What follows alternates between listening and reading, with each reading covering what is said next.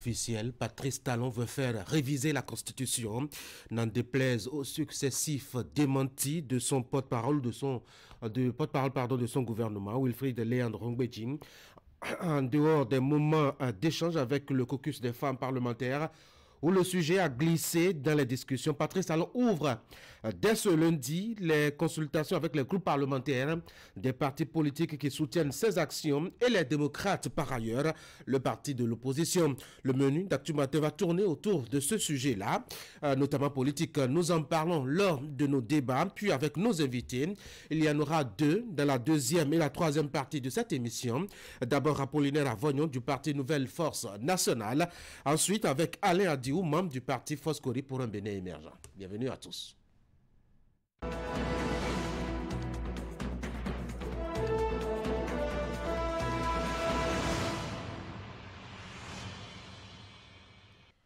C'est la une des journaux. On va commencer par Fraternité ce matin. Pour la décrispation de l'atmosphère politique, les recommandations de la conférence épiscopale, les évêques appellent à une action concertée dans l'intérêt supérieur de la nation.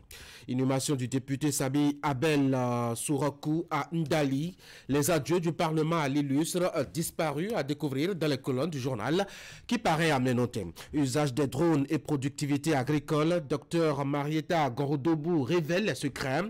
Détails dans les pages de Fraternité. Le matinal, la relecture du code électoral et de la Constitution en page 2. Le journal apporte cette précision que Talon est dans une démarche consensuelle lutte contre le terrorisme au Bénin. Plus de 100 assaillants déjà neutralisés. Selon le bilan du journal, l'événement précis, invitation des députés de la 9e législature par le chef de l'État, l'opposition et la mouvance se mobilisent autour de Patrice Talon. Voici pourquoi brandit donc le quotidien. L'autre quotidien, initiative de révision constitutionnelle et de modification du code électoral, Patrice Talon à la recherche de large consensus. L'informateur, modification du code électoral, Talon à la recherche de consensus. On dirait des titres si à moi. On passe à Le Matin, Palais de la Marina. Patrice Talon échange ce jour avec les députés démocrates UPR et BR. Nous sommes maintenant avec Libération, annonce de la suppression du visa pour les Chinois en visite ou en séjour au Bénin. Talon joint l'acte à la parole. Le potentiel grave et multiple déviance dans le rang des églises évangéliques au Bénin. Le tamis des pasteurs sans diplôme théologique, un devoir d'État, réclame le potentiel. Les 4 vérités, modification du code électoral exigée par la Cour constitutionnelle, rencontre décisive entre Patrice Talon et les députés. Éviter toute théâtralisation, recommande donc les députés du parti Les Démocrates. Polémique autour du code électoral, le verre est dans le fruit, selon Franck. Ok, un analyste politique. On va passer maintenant à Nord-Sud, quotidien réforme électorale. Talon échange avec les députés. Matin libre, la ministre du numérique chez Move Africa et MTN.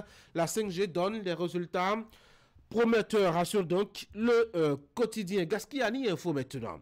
La rencontre du président Talon avec les démocrates, un dialogue de sourds en perspective, pressant donc la publication.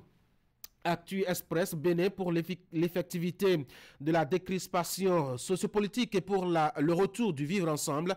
L'urgence de la tenue des assises nationales inclusives recommande donc le journal Dynamisme Info, prétendu réplique à la sortie des démocrates à Dogbo. L'anxiété de fin de régime se laisse lire dans le rang des jeunes dits de la mouvance. Vulgarisation de ces idéaux, le parti Renaissance Nationale sollicite l'accompagnement des médias, publié Dynamisme Info avec la photo de la présidente de cette organisation politique, Claudine Afiavi Prudencio. Le Figaro National maintenant, vengeance personnelle ou haine de Patrice Talon. Boniaï jette enfin le masque. Lisez le journal pour les détails. Le Télégramme, maintenant invité par le président Patrice Talon. Les démocrates mettent en garde contre toute manipulation. Tout sur la rencontre du chef de l'État avec les groupes parlementaires. C'est annoncé pour aujourd'hui. Plus de 11 hectares de maïs et de riz brûlés à Bembereke. Une enquête a été ouverte par la police nationale pour déterminer la cause du feu. Jack Pata échange avec les députés de la 9e législature. Grand rendez-vous talon les groupes parlementaires ce jour à la Marina, a annoncé le journal Kinikini Info pour nous faire changer un peu d'atmosphère informationnelle. Commerce, exportation, la Côte d'Ivoire interdit l'exportation de plusieurs cultures vivrières. Info Matin, Claudine Prudencio, Presse Nationale, gage d'un partenariat gagnant-gagnant. Rencontre entre le chef de l'État et les députés de l'opposition, Patrice Talon. Stratagème, les démocrates méfiants.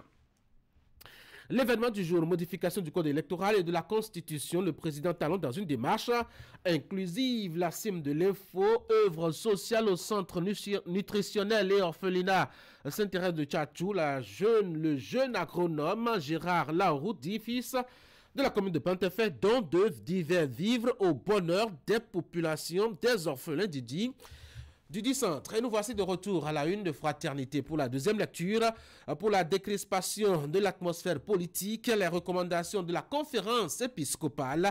Les évêques appellent à une action concertée dans l'intérêt supérieur de la nation. Animation du député Sabi Abel Sourakoum à Ndali, les adjoints du Parlement à l'illustre a disparu. Et puis, en fin dernier titre, usage des drones et productivité agricole au Bénin.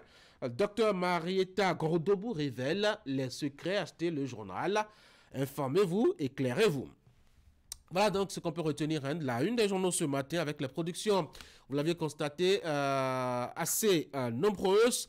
Des publications ce matin, on va s'intéresser un peu à l'intérieur de Fraternité. À la page 3, vous avez les détails sur ce qui a constitué la manchette du journal qui paraît à mes notes ce matin. Il s'agit justement des recommandations de la conférence épiscopale au sujet de la tension sociopolitique au niveau national. Alors, comment est-ce qu'on s'en sort? Les évêques ont réfléchi et ont proposé, entre autres sujets abordés lors de leur dernier conclave, des solutions par rapport donc à cette situation-là. Achetez donc Fraternité, comme je le disais, allez à la page 3 et informez-vous. Informez-vous aussi au plan africain avec la 10 qui vous détaille quelques actualités, notamment au Sénégal et dans d'autres pays. Sur le continent, le Sénégal qui s'intéresse surtout à cette présidentielle annoncée pour février prochain. L'actualité sur le continent, c'est surtout et d'abord l'actualité footballistique avec la CAN qui se déroule en Côte d'Ivoire. Alors, qu'est-ce qu'on retient de tous les matchs joués, notamment pour la deuxième journée? On fait le point avec Fraternité à la page 7. La 3 qui s'annonce déjà à partir d'aujourd'hui avec quelques matchs assez alléchants. Ali Moumouni viendra par ici nous proposer justement l'actualité telle qu'il l'a vécu, notamment concernant cette grosse attraction là au plan continental. Vous avez aussi dans Fraternité, en attendant que Ali passe par ici, et bien d'autres analyses liées notamment à quelques rencontres assez importantes lors de cette deuxième journée qui a pris fin hier. Comme je l'ai dit, la journée 3 pour la CAN, ça commence aujourd'hui. Restez donc câblés. Fraternité vous donne des détails. Ali Moumouni passe par ici aussi pour quelques informations à ce sujet. Allez, on va passer maintenant au bulletin de l'information avec Teddy Goudalo. Teddy, bonjour. Bonjour Tanguy, bonjour à tous. Dans le bulletin de l'information que vous aurez à présenter tout à l'heure, on aura discuté de l'augmentation du prix des billets d'avion au départ et à destination de Cotonou. Cela suscite beaucoup de polémiques au sein de l'opinion publique. Les passagers disent ne pas comprendre la logique du gouvernement qui pourtant s'est engagé dans la promotion de la culture béninoise à l'international. Alors, qu'est-ce qu'il en est concrètement? Canal 3 est allé s'informer. Et puis, programme Église verte de l'archidiocèse de Cotonou. Une table ronde est organisée dans le cadre de la mise en œuvre des ambitions et les principales actions stratégiques dans ce cadre. La rencontre a mobilisé des membres du corps diplomatique et consulaire et des représentants des organisations internationales près la République du Bénin. En ligne de mire et en tête de pont, les hommes en soutane, comme vous le voyez sur ces images, détaillées dans le bulletin de Teddy Goudala. Voici donc le bulletin.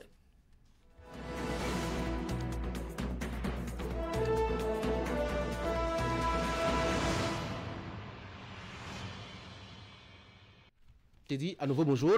Bonjour Tanguy. Les passagers disent ne pas comprendre la logique du gouvernement. C'est au sujet de l'augmentation du prix des billets d'avion au départ et à destination de Cotonou. Eh bien Tanguy, vous l'avez dit, cela suscite assez de polémiques au sein de l'opinion publique. Pour apporter plus d'éclaircissement, une équipe de Canal 3 Bénin est allée à la rencontre du directeur général des transports terrestres et aériens et bien d'autres acteurs. Suivons ensemble le reportage que nous propose Idrissou Boukari. L'aéroport international Cardinal Bernardin Ganti de Cotonou se métamorphose pour mieux répondre aux exigences internationales. Des milliards ont été investis par le gouvernement du président Patrice Talon pour offrir du confort aux passagers et renforcer la sécurité des avions qui décollent et atterrissent sur le tarmac. Et c'est dans le but d'amortir son investissement que le gouvernement a décidé d'augmenter les redevances aéroportuaires restées statiques depuis 12 ans. Une augmentation qui aurait eu un impact sur les prix des billets d'avion. Ce qui a été distillé dans l'opinion, c'est que, je ne sais pas si c'est les compagnies qui l'ont fait de façon malhonnête, c'est que les coûts des billets d'avion auraient augmenté pour prendre en compte les redevances, les nouvelles redevances que le gouvernement a créées. Ça, c'est faux. Pour clarifier la position des uns et des autres et situer les responsabilités, le directeur général des transports terrestres et aériens a échangé jeudi avec les représentants des compagnies aériennes présentes au Bénin. Une séance de vérité à la faveur de laquelle les deux parties ont essayé de s'accorder sur l'application des nouvelles redevances décidées par le gouvernement. En tout cas, Rwandair n'a pas touché à ces tarifs jusqu'à l'heure où nous parlons.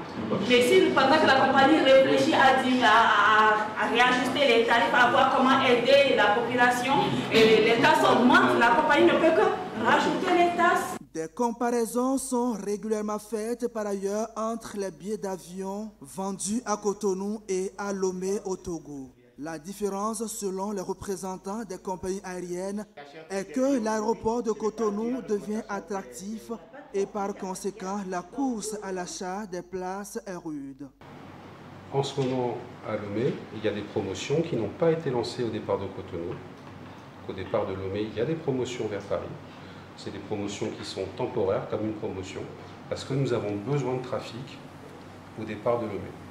Au départ de Cotonou, le trafic est très actif au départ de Cotonou, donc la compagnie décide de ne pas lancer de promotion. Voilà. C'est juste une stratégie qui est temporaire. Deuxième chose, et ça c'est pas moi qui le dis, c'est les compagnies qui le disent. Ils font du beurre sur la destination Cotonou parce que Cotonou est attractif. Et les places qu'ils mettent en vente le nombre de places qu'ils mettent en vente sont largement inférieurs à la demande. Et donc, ils mettent le prix. Ils disent qu'à contrario, à Lomé, au Togo, que le nombre de places qu'ils mettent en vente est largement supérieur à la demande. C'est pourquoi ils ont baissé les prix pour attirer de la clientèle. Le gouvernement poursuit la transformation de l'aéroport international Cardinal Bernardin Ganti de Cotonou. L'un des objectifs est de mieux vendre la destination Bénin. Et voilà, à l'instant, Idrissou Boukari. Nous sommes toujours en janvier 2024 et les présentations de vœux se poursuivent. La plateforme des organisations non gouvernementales au Bénin est allée présenter ses vœux de nouvel an à Abdoulaye Biotchane, ministre en charge du développement et de la coordination de l'action gouvernementale. C'était en fin de semaine écoulée à son cabinet. C'est à travers une cérémonie fort simple que le ministre du Développement et de la Coordination de l'Action gouvernementale a reçu les vœux du Nouvel An de la plateforme des organisations non gouvernementales installées au Bénin. Cette cérémonie représente également pour la plateforme une occasion de renouvellement des engagements. Que notre partenariat dynamique et inclusif se poursuive en encourageant un dialogue régulier, une coordination renforcée et une utilisation efficiente des ressources pour maximiser l'impact de nos actions communes. Que nous continuons à promouvoir et à valoriser les bonnes pratiques en matière de gouvernance, de transparence, de redevabilité, tant au niveau des organisations internationales que du gouvernement, pour renforcer la confiance mutuelle et l'efficacité de nos actions conjointes.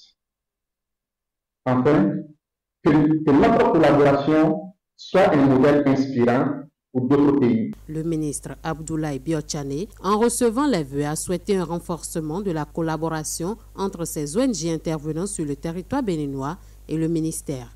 Il en a profité pour parler des innovations au titre de l'année 2024. Je vous ai d'ailleurs fait une thèse d'octobre dernier où nous introduisions quelques innovations qui permettent de rendre plus efficace.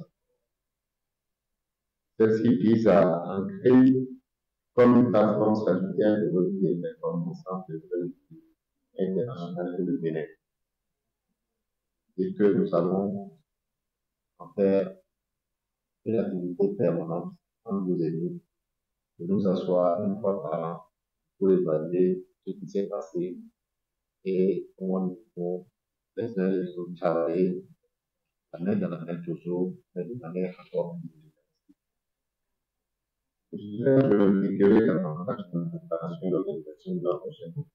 La cérémonie d'échange des vœux entre le ministère du Développement et de la Coordination de l'action gouvernementale et la plateforme des ONG exerçant au Bénin est une tradition qui perdure depuis 2018.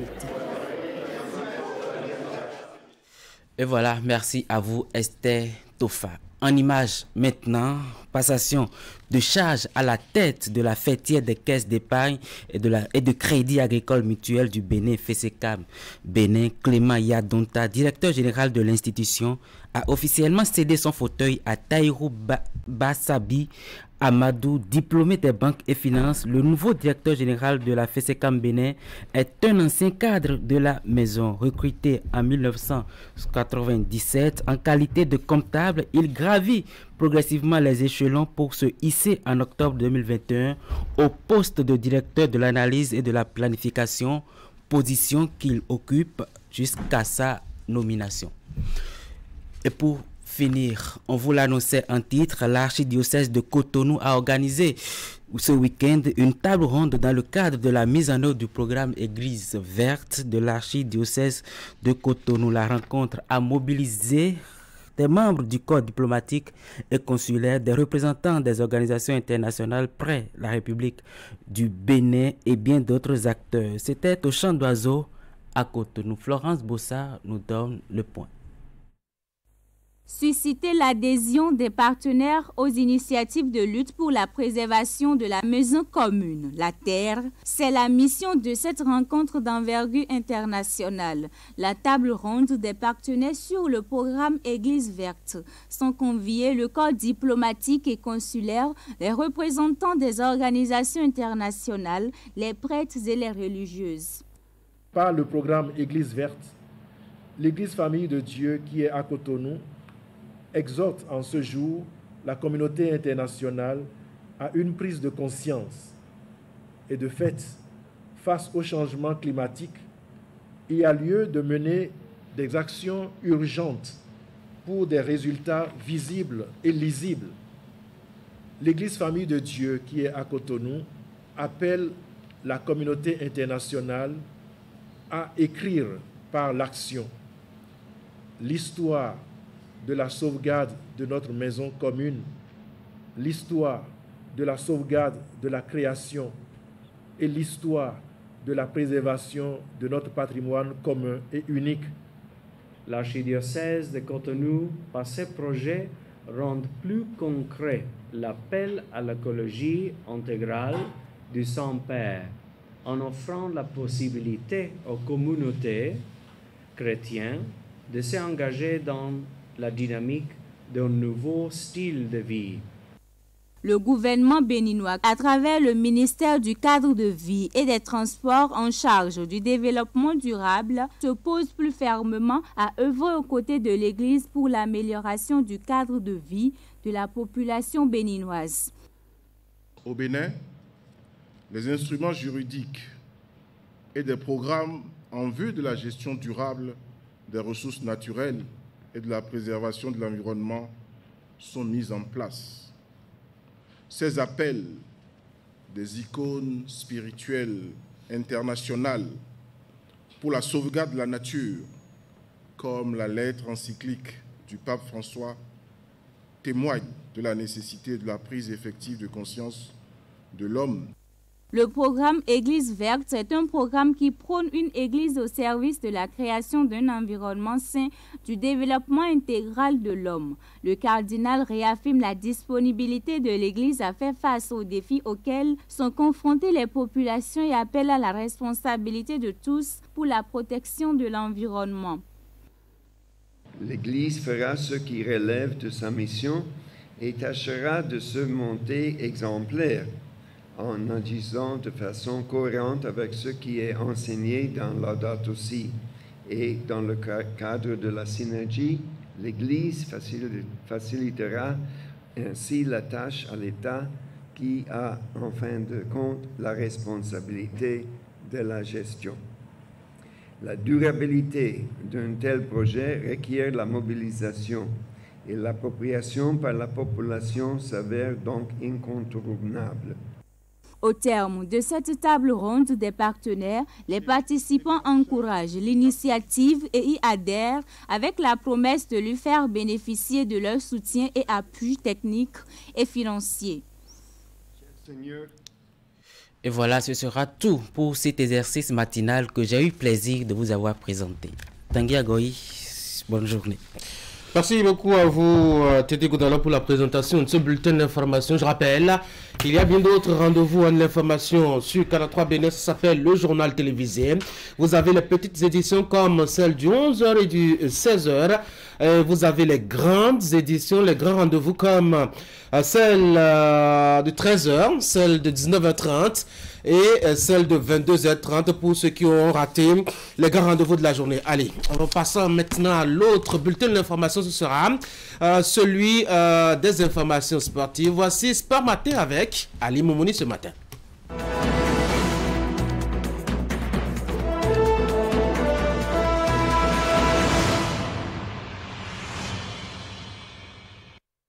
Vous devinez qu'on aura parlé dans Sport Matin ce matin de la Coupe d'Afrique des Nations dans sa version de la 34e édition. On parlera aussi de volleyball par ailleurs. Ali Moumouni, bonjour. Bonjour Tanguy. Alors ce week-end s'est achevé les rencontres de la deuxième journée de la Coupe d'Afrique des Nations en Côte d'Ivoire. En première heure, le Maroc qui affrontait la RD dans une explication qui a été très serré. Oui, vous l'avez bien dit Tanguy, c'était un match tendu jusqu'au coup de sifflet final, rencontre au cours de laquelle les Lions de l'Atlas ont été tenus en échec. Néanmoins, ils conservent leur première place au classement du groupe F. C'était un match donc tendu jusqu'au coup de sifflet final, comme vous l'aviez dit. Vous nous proposez justement en une minute, le point de cette explication qui a été vraiment chaude, non seulement sur la pelouse verte, mais en dehors aussi, vers la fin du jeu. Allez, on va suivre ensemble.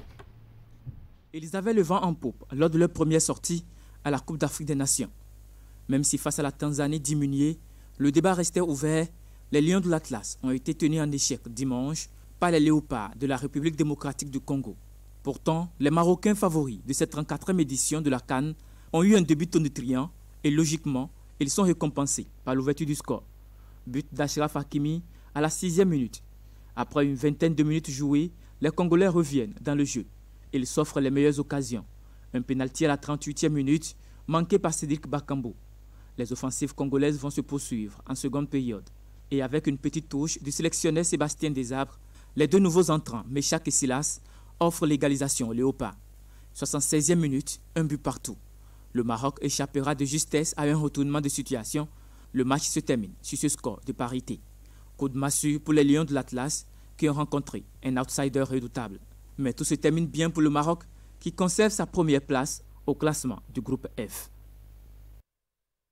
Bien évidemment, la troisième journée qui commence aujourd'hui d'ailleurs à Limouné. Oui, bien entendu, les rencontres de la troisième journée vont démarrer aujourd'hui. Le Maroc aura bien entendu pour son adversaire dans quelques jours, ce sera bien entendu la Zambie. On fait le point des différentes rencontres disputées hier. Voici les résultats des matchs qui ont eu lieu après. Donc ce score de parité entre le Maroc et la R de Congo. Ce sera ce même score qui va sanctionner le match entre la Zambie et la Tanzanie. 1-0 pour la Zambie qui avait coupé d'un carton rouge au passage. Et puis l'Afrique du Sud en soirée qui a étrié son adversaire de la Namibie. Un adversaire, je dirais, c'était un derby de l'Afrique australe entre ces deux formations qui se connaissent très bien. On voit de part et d'autre, surtout du côté de la Namibie, assez de joueurs qui évoluent en Afrique du Sud, dont le capitaine Peter Chalolile, qui est bien entendu le buteur de cette formation de Mamelodi Sundowns, qui fait, je dirais, la réputation de l'Afrique du Sud en ce qui concerne les clubs depuis quelques années. Voici donc le classement général au niveau du groupe E. Le Mali est leader avec 4 points. Afrique du Sud donc désormais deuxième après sa victoire face à la Namibie. 3 points pour l'Afrique du Sud et ce sera le même point pour l'équipe de la Namibie qui s'était imposée à la Tunisie d'entrée. Et puis l'équipe des Aigles qui termine donc de Carthage qui termine donc dernier dans ce groupe avec seulement 1 point et qui lors de sa dernière rencontre peut quand même toutefois s'offrir une qualification, mais ce sera face à l'Afrique du Sud. Tanguy. Avec une obligation impérative de résultat. On espère bien que les Bafana vont leur permettre cela. Allez, on continue avec notre... Au niveau du groupe F, le Maroc, comme je le disais tantôt, tout à l'heure, on l'a suivi dans l'élément. Le Maroc est leader avec 4 points de ce groupe F. La R de Congo occupe la deuxième place avec seulement 2 points devant la Zambie qui totalise aussi 2 points. Et il y a donc la Tanzanie qui termine avec 1 point au niveau de ce classement général. La suite, ce sera donc aujourd'hui pour les rencontres de la troisième journée qui vont démarrer. La Guinée-Bissau affrontera le Nigeria. Le Nigeria tombeur du pays hôte, la Côte d'Ivoire. C'était lors de la deuxième journée sur penalty inscrit par Ekong. Le Nigeria va s'offrir certainement une victoire aujourd'hui face à une équipe bissau-guinéenne qui, je dirais, a perdu complètement sa confiance après sa défaite face à la Guinée équatoriale. Et puis à la même heure, la Côte d'Ivoire sera l'adversaire de cette Guinée équatoriale d'Emilio Nsoué. Emilio Nsoué qui est donc en tête du classement des meilleurs buteurs de cette 34e édition de la Coupe d'Afrique des Nations. La Côte d'Ivoire qui a nécessairement besoin d'une victoire pour éviter les calculs d'épicier afin de passer au prochain tour. En soirée, le Mozambique affrontera le Ghana. Le Ghana, les Black Stars qui sont en perte de vitesse. On a vu les Black Stars échouer lors de la première journée et qui ont également fait match nul face à l'Égypte. C'était 2 offrandes. Coup sur coup, bien sûr, Yankee Williams et Boukari qui permettent à l'Algérie et à l'Égypte de revenir au score. Ensuite, cette formation des Pharaons aura pour adversaire le Cap-Vert qui fait forte sensation. La deuxième équipe seulement déjà qualifiés pour le prochain tour. Le Cap-Vert et le Sénégal sont les 2 équipes qualifiées pour les quarts de finale à l'issue des rencontres des 2 premières journées. Et donc cette équipe de Cap-Vert très soudée et ma foi très doutable aura pour adversaire l'Égypte de Mohamed Salah. Est-ce que l'attaquant des Reds de Liverpool sera aujourd'hui titulaire? On verra bien puisqu'il est sorti sur blessure. C'est de traîner après seulement cette blessure qui ne l'arrange toujours pas. Oui, au niveau du bras, bien entendu. On se rappelle de cette finale en 2019 face au Real Madrid avec Ramos, bien entendu.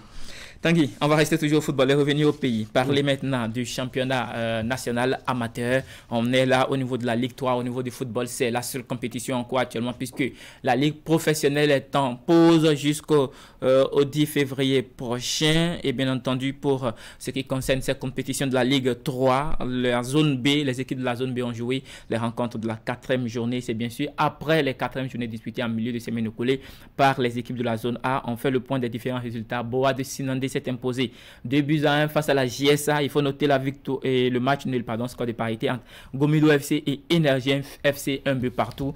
0-0 entre Delta FC et Okota. Et pour finir, l'Union sportive Baboni qui s'impose à son adversaire de Sota. 1-0, score à l'arrivée. Ce nom assez curieux de l'équipe de Sinandé, Boa FC. Boa, c'est assez curieux. Bien entendu. On change de discipline pour parler volleyball, toujours au plan national, avec donc les rencontres de la 5e journée qui ont été disputées. On fait le point des résultats chez les dames. AS Cotonou qui était à domicile face à Queens s'est incliné sur le score de 3-7-0. Vous le voyez en image, Queens qui a fait carton plein 25-7, 25-5 et 25-12 pour l'équipe de Queens qui depuis sa création hier seulement 2 ans. La 3e année, bien entendu, en cours, fait forte sensation. Voilà, au niveau du volleyball. Elles sont assez déterminées, hein, voilà. quand on les voit jouer. Et je pense bien MSC Bio fait assez, puisqu'il est le président de ce club et il investit énormément pour que Queens soit toujours en tête au classement général. Énergie était l'autre équipe qui a joué lors de la 5e journée. Ils avaient pour adversaire Vezos, mais difficile pour les électriciennes, si on peut les appeler de cette façon, de s'en sortir. Alors, elles s'inclinent 3-7-0, 25-11, 25-15 et puis 25-18 pour Vezos, qui est aussi en bonne forme cette saison. Chez les hommes, il y a Jiba qui s'est offert un très beau succès ce week-end face à Real Sport. Voilà, Real Sport qui a réussi après donc avoir perdu les 2 premiers sets. Real Sport réussit à remporter la 3e manche, mais cela ne suffira pas puisque Jiba s'impose encore lors du dernier set 25-19. Énergie chez les hommes s'incline aussi sur le score de 3-7-1.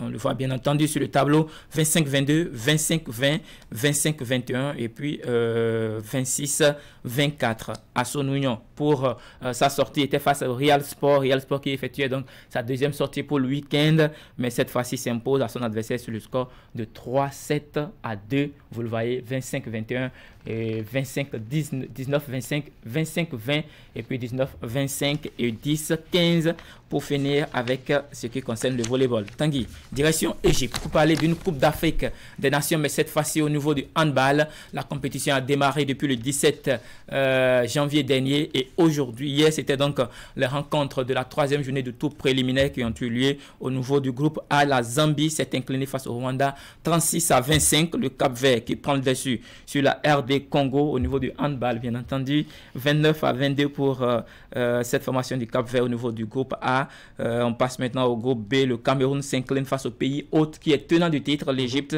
35-16. Et puis il y a la victoire de la Guinée face au Congo, 25-22. Il faut noter cette rencontre très très serrée entre l'équipe de la Libye et les Gabonais, bien entendu, 25-24, avec seulement 1 point d'écart entre les deux formations. Le Maroc s'incline face au Fennec d'Algérie, 30-23. Nous sommes au niveau du groupe C. Et pour finir avec le groupe de la Tunisie qui prend le dessus sur l'équipe d'Angola, 33-30. Et pour finir, il faut noter la victoire du Nigeria, 32-23. C'était face au Kenya. Tanguy, voici l'essentiel de l'information. Ali Mouni, merci beaucoup pour ces informations sportives. Vous nous revenez demain pour déjà le point des matchs qui auront été disputés, notamment pour la CAN à son étape de la 3e journée de cette compétition-là qui se déroule en Côte d'Ivoire. Merci beaucoup. Passez une très bonne journée.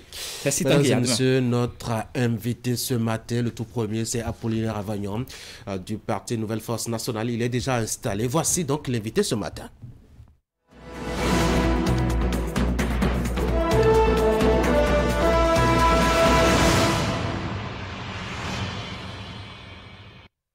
Apollinaire Avagnon, bonjour. Bonjour, Tanguy. Président du parti Nouvelle Force Nationale, bienvenue sur Actu Matin. Vous êtes là pour qu'on évoque un peu l'actualité politique, notamment avec 2 sujets.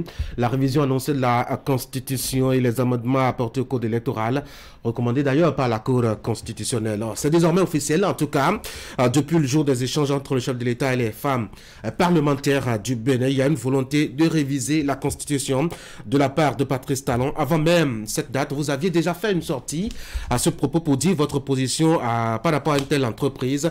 Pourquoi cela vous dérange? Pour commencer, pourquoi cela vous dérange une entreprise de révision de la Constitution aujourd'hui? Merci Tanguy, merci à Canal 3 de nous offrir chaque fois ces opportunités de nous faire entendre une fois encore. Comme vous l'avez su, nous avons déjà dit de façon très ouverte en était notre opposition à cette révision opportuniste, je la qualifie d'abord. Parce que dans un premier temps, il faut observer que contre toute attente, on a forcé quand tous les Béninois dormaient en 2019 pour réviser la Constitution. Non, je ne dirais pas qu'on a révisé, on a profané notre loi fondamentale. Mais aujourd'hui, la question qu'il faut se poser, qu'est-ce qui s'y urge pour qu'une Constitution qui soit révisée il y a quelques jours, où vous avez eu toute la largesse pour modifier, apporter toutes les modifications, et à la fin du mandat, et vous voulez réviser, pourquoi? Oui, mais entre-temps, la question c'est quoi? Oui. Vous avez dit entre-temps que c'était une révision unidirectionnelle. Aujourd'hui, on a l'opposition au Parlement. Est-ce que ce n'est pas le meilleur moment, justement, de faire participer tout le monde afin d'obtenir un test qui soit non plus profané, comme vous le dites, si j'emprunte vos mots, mais désormais un test qui soit partagé par tout le monde? Non. Je voudrais partager mes préoccupations avec mes compatriotes. Dites-moi, si on ne révise pas la Constitution avant 2026, parce que la peur de nous tous, que de nos compatriotes, c'est le troisième mandat, toute forme, ou l'invention d'un certificat de conformité pour empêcher les gens d'aller aux élections. C'est tout. Sinon, nous sommes tous conscients que notre constitution a été profanée, il faut restaurer. Et c'est même pas, comme l'a dit, en créant son trouble à l'ordre public, le président Louis Vlavonou, qui appelle ça trouble à l'ordre public, avait dit que c'est la refonte de tous les systèmes. C'était pas faux. Mais je pense qu'en réalité que c'était pas eux. Donc, ma question est quoi? Est-ce que les Béninois ne vont plus manger à leur faim si on ne révise pas la Constitution avant 2026? Est-ce que le Bénin va tomber en faillite? Nous allons vers une échéance assez capitale qu'on n'a jamais eue. En tout cas, au Bénin, c'est des élections générales de 2026. Et vous savez combien c'est des moments assez délicats, combien c'est des moments assez difficiles. Il faut bien se prémunir pour éviter que les expériences que nous avons connues, comme en 2019 ou en 2021, ne se répètent. La Constitution a été mise en place, leur Constitution imposée a été conçue pour organiser les élections générales. Laissez qu'on teste la Constitution par rapport aux élections générales avant d'y aller, avant de voir. Qu'est-ce qui précite? Allons aux élections avec cette constitution pour voir, dans un premier temps, les failles pour une révision plus systémique de tous les aspects qui pourraient être constatés. La question est quoi? Je le disais tout à l'heure, est-ce que le Bénin va tomber en faillite si on ne révise pas avant 2026? Il faut prendre toutes les précautions. Non, c'est la question. Quelle est la précaution? Avec cette constitution, nous avons déjà organisé des élections, même si on n'a pas organisé des élections générales avec cette constitution. Non, on n'a pas organisé des élections. On a organisé des élections présidentielles. Oui, on a organisé des élections législatives. Une seule. Alors dites-moi, qu'est-ce qui dérange? On a constaté certainement qu'il y a des limites par rapport à ces élections. Quelles limites? Je ne sais pas, c'est à moi de vous poser la question justement, puisque vous êtes opposé à un test. Vous êtes opposé à un test qu'on veut réviser alors que vous ne savez pas qu'est-ce qu'on veut toucher. Non, je vous explique. Nous connaissons de quoi nos vis-à-vis sont capables. Nous savons le degré de... Non, je ne veux pas dire... je vous explique. Aujourd'hui, on sait à quoi s'en tenir pour aller aux élections au Bénin. On sait aujourd'hui, si un parti politique veut aller aux élections, on sait comment se préparer pour aller aux élections. Alors, laissez-nous tester au moins votre constitution par rapport à ces élections. Et au lendemain, parce que la question c'est quoi? Au lendemain de l'investiture du nouveau président, nous allons nous asseoir. Mais pourquoi quand tout le monde réclame le dialogue politique, le président ne cède pas? Si on veut une large consultation... On a une consultation qui veut démarrer aujourd'hui. Qu'est-ce que vous appelez consultation? Opportunité. S'asseoir et la loi dit depuis la Constitution que c'est les partis politiques qui contribuent au suffrage. On a combien de partis politiques? Et combien veulent être écoutés? Ben peut-être c'est une première étape. Non, dites-moi, mais qu'est-ce qui dérange si tant un dialogue national? Mais c'est ce que nous réclamons depuis. Pourquoi c'est votre formule qui serait la meilleure? Pourquoi pas celle des autres? C'est eux qui veulent l'organiser. Qu'est-ce qu'on nous reprochait au lendemain de la révision de la Constitution? Tout le monde disait qu'en réalité, non, j'ai l'habitude d'écouter encore le professeur Diogbenou. J'ai l'habitude d'écouter, comment on appelle, Abraham Zinoui. Quand ils étaient encore à notre posture, où ils faisaient des propositions, ils disent... Un gouvernement, enfin, c'est le président du parti, comment on appelle, qui se disent l'UPR, qui disait... Ils ne se disent pas, c'est le parti. Oui, le parti UPR. Le plus grand parti actuellement. Oh, c'est votre opinion. Moi, j'appelle ça... Ce sont les résultats de la Sénat. Oh non, vous savez, tout le peuple béninois, c'est de quoi nous parlons. Quand vous avez trop parti, vous empêchez tout le monde d'aller aux élections et vous vous offrez tout, vous dites, bon, moi j'appelle ça votre accrame. C'est pas le plus important. Il disait qu'un gouvernement en fin de mandat n'a pas de légitimité. Parce que la Constitution engage toute la... C'est la loi mère. Vous comprenez ça? Mais pourquoi on n'a pas pu réviser tout ce qu'ils veulent apporter aujourd'hui? Qu'est-ce que vous craignez? Mais nous craignons le troisième mandat. Nous craignons une exclusion. Il y a quand même quelque chose qui a été intégré dans la Constitution qui dit que personne, nul, ne peut faire plus de 2 mandats de toute sa vie. C'est une garantie, non? Attends, mais si on veut réviser ça, on ne peut pas le réviser, on peut la réviser. Vous pouvez vous opposer. Comment? Quel est le mécanisme que nous avons pour nous reposer? Vous avez des députés, l'opposition à l'Assemblée nationale. Non, combien de députés? Combien de députés? Et nous savons, paix à son âme, Madame Rosine, la présidente Rosine Soglo, qui disait comment les valises de l'argent circulent. Après, elle a revenu sur ce propos. Non, on aurait déjà compris. En fait, je vous explique. C'est-à-dire, ce que nous craignons aujourd'hui, c'est quand on nous rapporte en réalité un troisième mandat. On nous apporte un mécanisme qui exclut les gens d'aller aux élections. On nous apporte un mécanisme qui installe une oligarchie pour que nous puissions, nous soyons contraints de vivre encore autant que ça. La question c'est quoi? Si nous savons que le Bénin ne va pas tomber en faillite avant 2026, attendons 2026 pour organiser les élections. Si le Béninois... Mais qu'est-ce qui dérange si tant? Mais votre position n'a pas empêché Patrice Talon d'engager la démarche. Je l'ai dit tout à l'heure. À partir d'aujourd'hui, déjà il y aura des consultations avec notamment les partis, les groupes parlementaires. Mais avant déjà, les femmes du caucus parlementaire sont passées par là, à qui il a fait sa confidence. Alors, qu'est-ce que vous pensez de cette démarche-là? Non, je ne sais pas d'abord, dans un premier temps, l'ordre du jour de la rencontre, dont à première vue, je ne peux pas... Le sujet a été bien évoqué quand même à l'adresse de ceux qui ont été invités. Non, on n'a pas vu le contenu, on n'a pas vu une lettre qui dit de quoi il veut discuter. Si vous me suggérez peut-être une piste, est-ce que c'est le code électoral en révision? C'est une évidence qu'on parlera de révision de la Constitution et on parlera aussi de code électoral. Non, la position, je pense, la position globale en réalité des partis de l'opposition, c'est laisser la Constitution telle qu'elle est et qu'au lendemain des élections générales de 2026, nous allons nous asseoir autour pour associer toute la société civile, toutes les couches, les forces vivantes de la nation pour pouvoir faire des propositions. Écoutez-les quand ils étaient de leur poursuite, la proposition qu'ils pouvaient pour pouvoir réviser la Constitution. Aujourd'hui, ils sont aux affaires et aujourd'hui, ils ont la possibilité de le faire, mais ils refusent de le faire. Mais qu'est-ce qui rend si tant?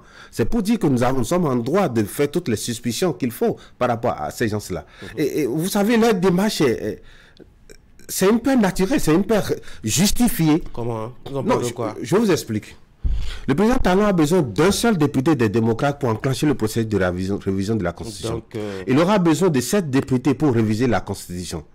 Et quand nous savons comment les gens ont été élus, de quoi ils sont capables depuis 2019, on est en droit de se dire, attendons, laissez les jeux ouverts. Pas confiance aux députés. Non, personne, vous savez, c'est des humains.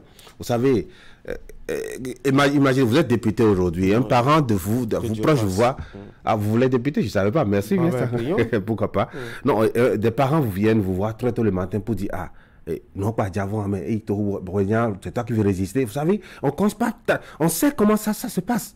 On ne commence pas à travailler à travers la famille, on travaille combattre.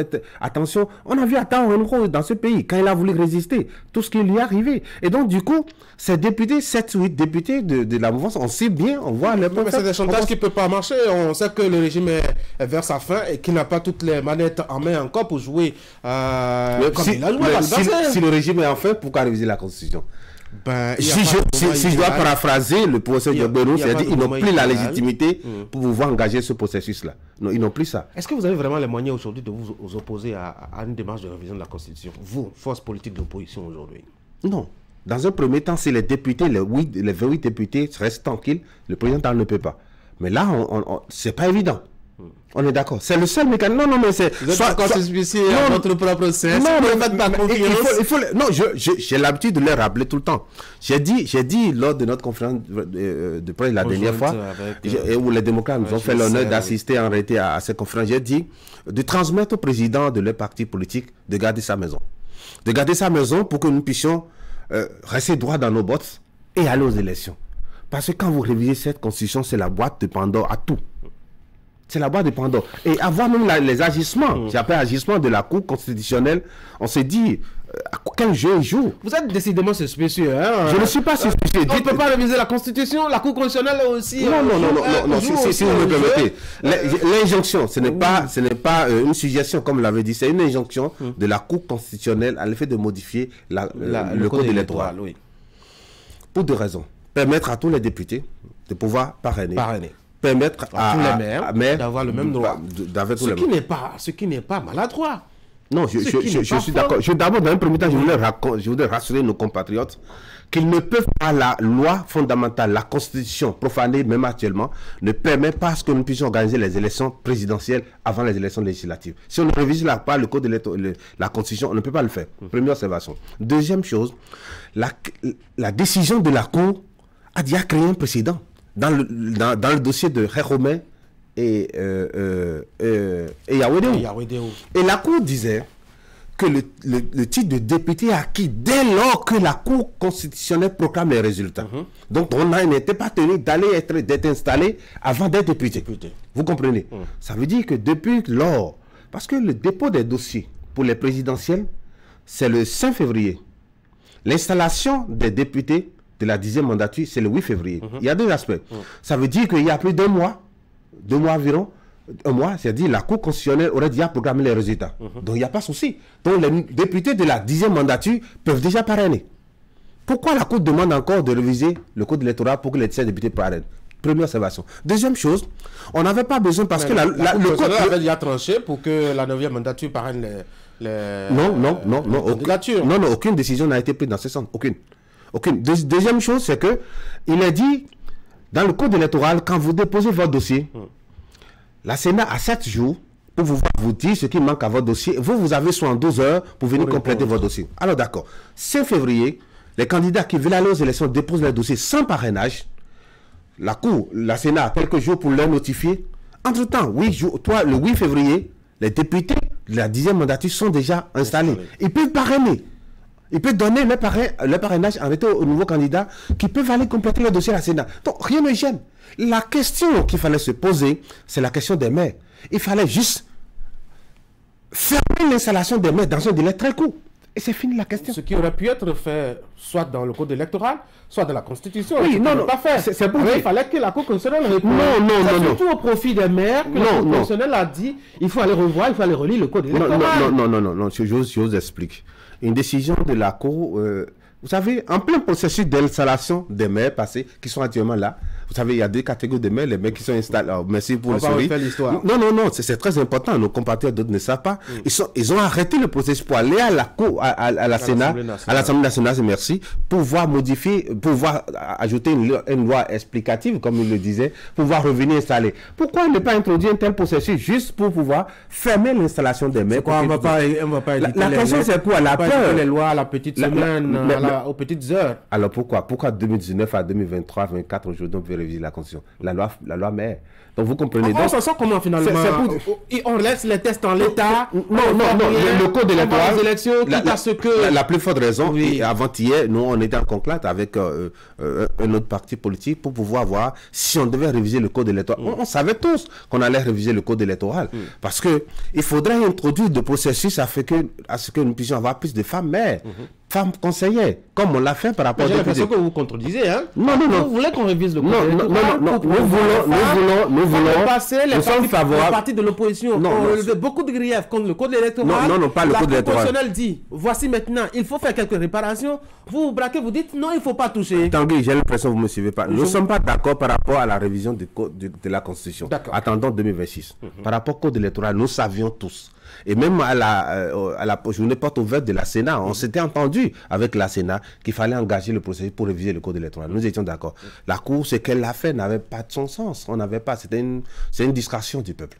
C'est tout ce que je voulais vous dire. Alors, qu'est-ce que je voulais dire? Donc, nous avons fait une série en réalité d'observations à intégrer au code électoral pour voir, c'était le samedi passé, si on devait réviser le code électoral, voilà les modifications qu'il faut apporter.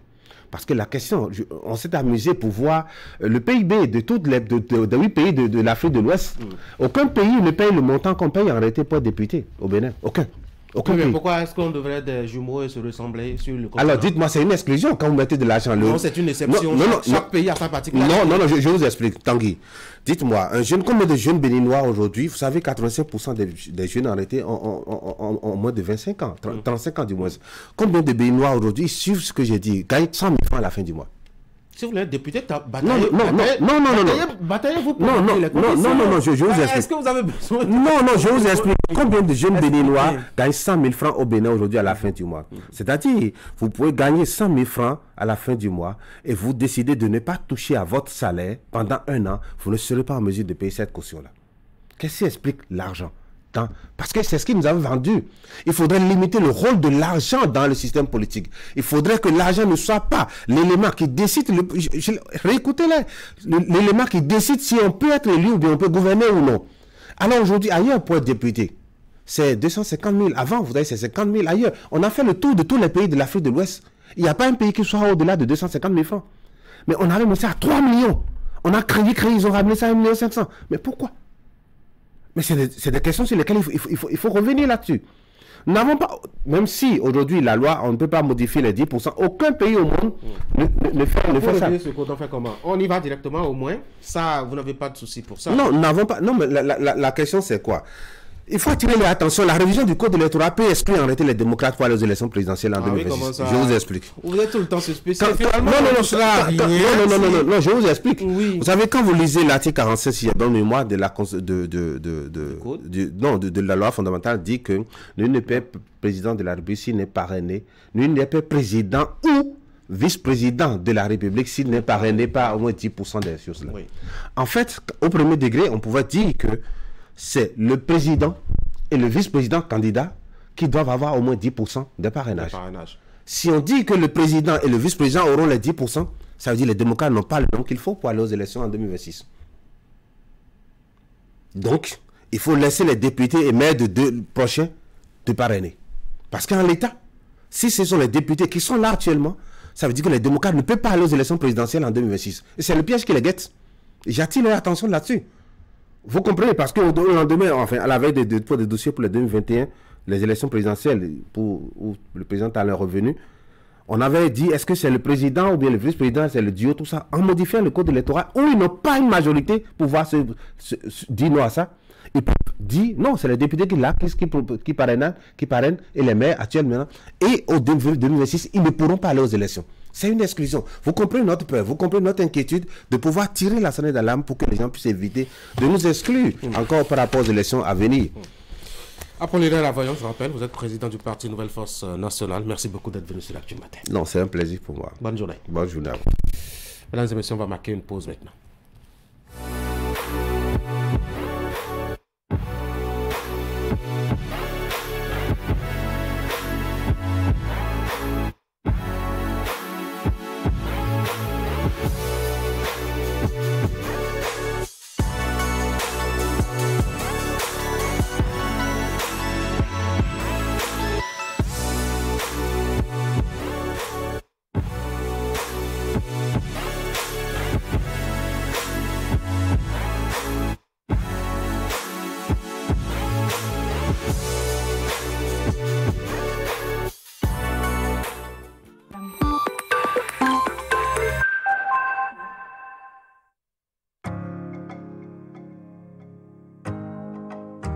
La légende raconte qu'elle constituait la garde rapprochée du roi.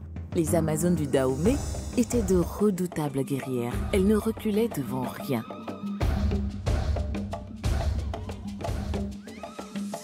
On les surnommait les Minons. Elle existe encore? Oui, mon bébé. Une Amazone vit en chacune de nous et recherche toujours le meilleur pour le bien-être de sa famille. Comme toi, maman, t'es ma guerrière. Vitalor est sans cholestérol. Elle s'adapte à toutes vos habitudes culinaires sans altérer le goût des aliments. Riche en vitamine E et économique. Vitalor, nous partageons avec vous bien plus qu'une histoire de goût. La fête aux cadeaux, c'est maintenant chez Microland Informatique. Des offres exclusives Noël pour vous jusqu'au 10 janvier 2024. Des réductions exclusives jusqu'à moins 40% sur toutes nos gammes de produits informatiques, imprimantes et copieurs, équipements de vidéosurveillance X-Vision, fournitures en papeterie et bureautique et plein d'autres accessoires. Avec Microland, c'est jusqu'à 12 mois, voire 3 ans de garantie. Service après-vente et livraison assurée. Nous vous proposons aussi des solutions d'impression sur mesure à travers notre service de location d'imprimantes pour vous dépanner. Nous sommes situés à Ganry, en face de la librairie Notre-Dame. Contact 95 95 28 24. Microland Informatique vous souhaite de belles fêtes.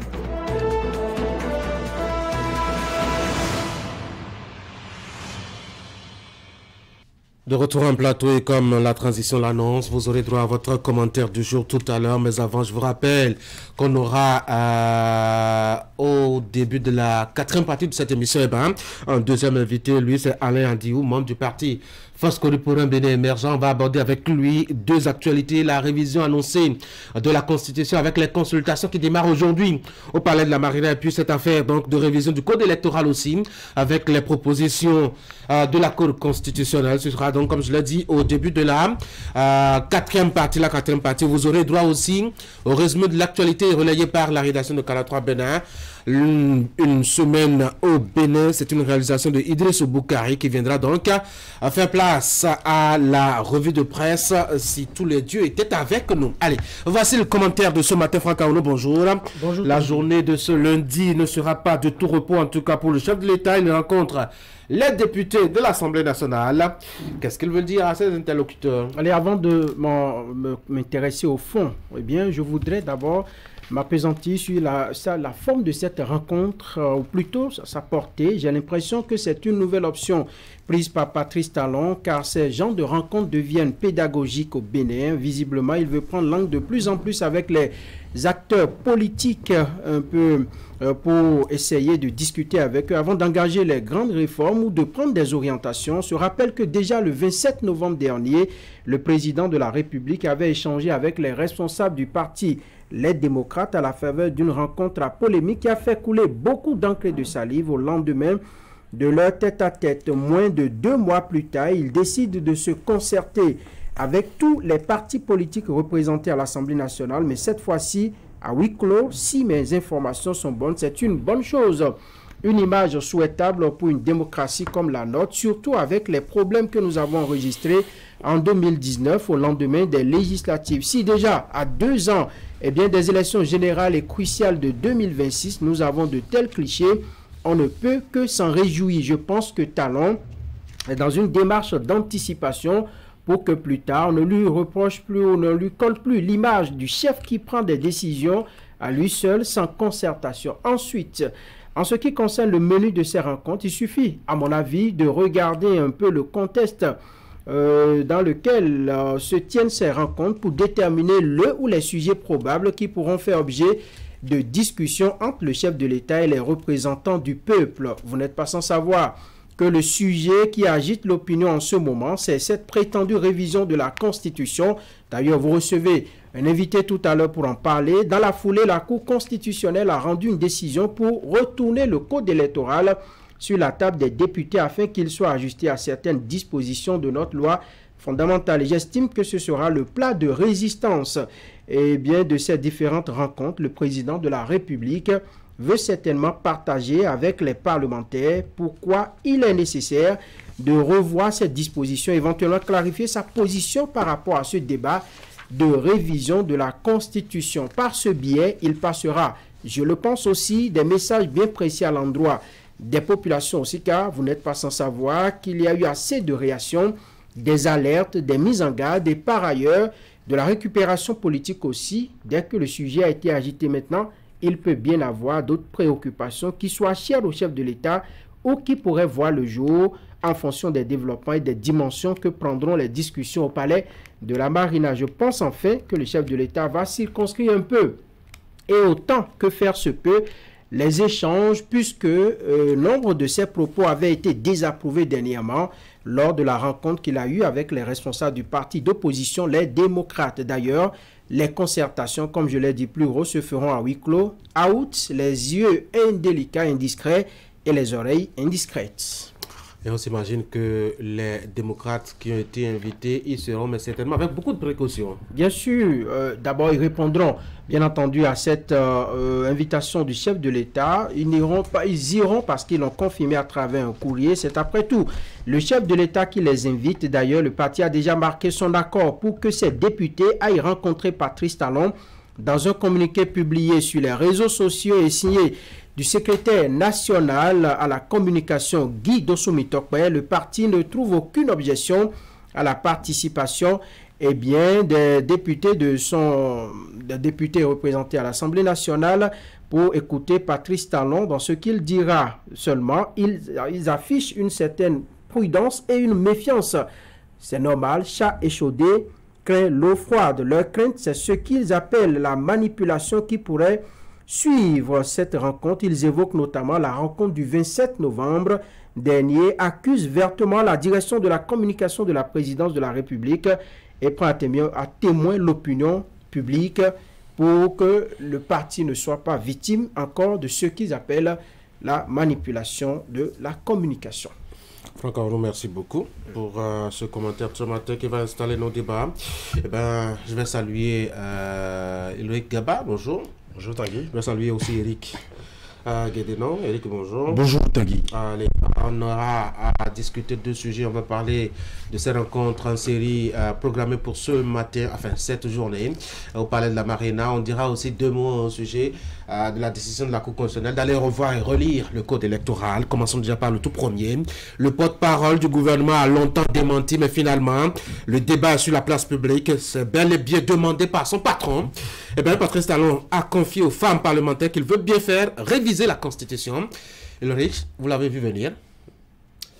Écoutez, je ne l'ai pas vu venir, je l'avoue, mais une chose est certaine, vous aurez compris que parfois nous avons de ces affirmations qui tendent à être tellement sérieuses, qui tendent à tellement être concrètes, mais à la fin on constate que le patron même vient et il dément ces informations. C'est pas la première fois que ça arrive. On l'a vu par le passé où on a semblé limoger un ministre et à la dernière minute on a eu une autre version. Donc bref, en un mot, il faut simplement reconnaître que cette révision de la Constitution aujourd'hui se passe dans un climat où il y a une sorte de méfiance entre le peuple et les dirigeants. Et c'est cette méfiance-là qui fait qu'aujourd'hui, de plus en plus, on se demande, est-ce que les informations qu'on nous donne sont vraies? Qu'est-ce qui est caché derrière ces informations qu'on nous donne? Et quels sont les réels mobiles? Donc je pense que c'est à ce niveau que le pouvoir en place a plus intérêt à travailler. Et justement, parlant de la rencontre avec les partis politiques, les groupes parlementaires aujourd'hui, je pense que ça témoigne aujourd'hui de la volonté de pouvoir inclure toutes les parties, mais la méfiance reste grande et très ouverte. Finalement, Patrice Talon est demandeur, hein? J'attends encore plus pour me convaincre davantage de cela. Par contre, je me dis que dans un premier temps, Patrice Talon s'est certainement rendu compte de ce que c'est un sujet qui est difficilement avalé par les différents acteurs de premier plan, contrairement à la première révision où il a fallu juste que quelques mots soient donnés pour que le travail soit fait. Il y avait beaucoup de volonté, beaucoup d'enthousiasme autour du premier projet.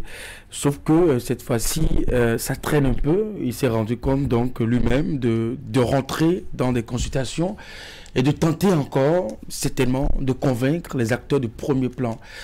J'ai cru comprendre que même dans son propre camp, vous avez des députés qui sont réticents à l'idée d'aller à nouveau vers une révision constitutionnelle. Certainement que c'est le match qui se donne de jouer dans la journée d'aujourd'hui. Essayez encore de voir avec les députés à l'Assemblée nationale s'il peut réussir à avoir le caution, n'est-ce pas, dans cet exercice-là.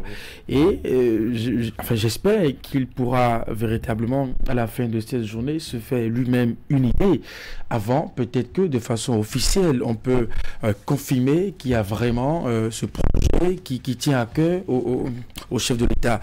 Autrement, il aurait pu faire ses consultations en cachette, rencontrer les chefs de partis politiques, essayer de leur donner des instructions pour que, au niveau de ces formations politiques, le jeu puisse véritablement se faire. Je pense qu'il a rencontré un peu de résistance et il essaye un peu comme on l'a demandé.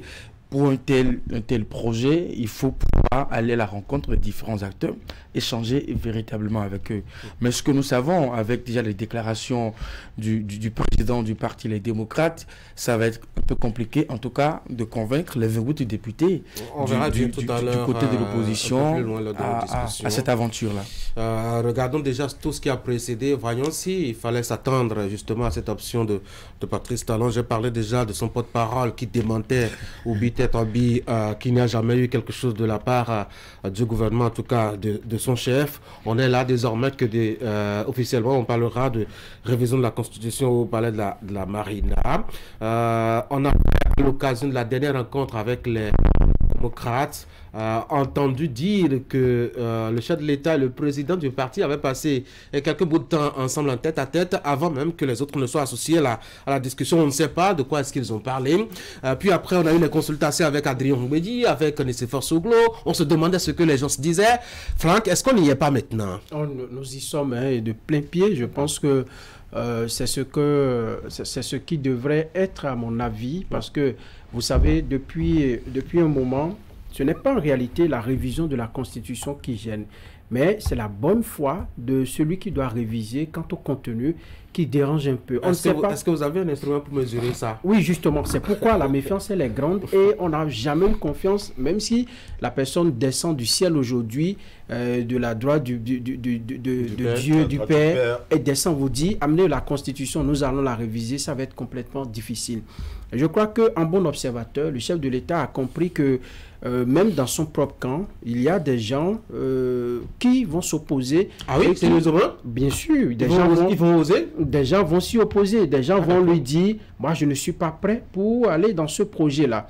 Et pour que, comme je l'ai dit dans le commentaire, pour que Talon ne soit pas taxé une fois de plus de ne pas associer les acteurs politiques, de ne pas associer les sensibilités politiques à une question aussi cruciale, il veut engager des concertations. Qu'est-ce que les concertations vont donner? Je sais que ça va être une formalité au niveau des députés de la mouvance, parce que ça là, c'est demandé s'il y aura quelqu'un pour dire non. Oui, officiellement, ils diront peut-être pas non, mais en leur fort intérieur, je sais qu'il y a des gens qui ont toujours voulu, qui ont sauvegardé, disons, cet acquis-là de notre pays, qui ont sauvegardé, qui ont défendu et qui ont participé à des mouvements qui ont été contre la révision de la Constitution. Et à côté, on va vous dire, révision opportuniste. C'est là, je dis, la bonne foi de la personne est en jeu. Qu'est-ce que Patrice Talon veut mettre dans cette nouvelle révision? Parce qu'il y avait déjà eu une révision de la Constitution. Qu'est-ce qu'on veut mettre à 2 ans de la fin de son mandat?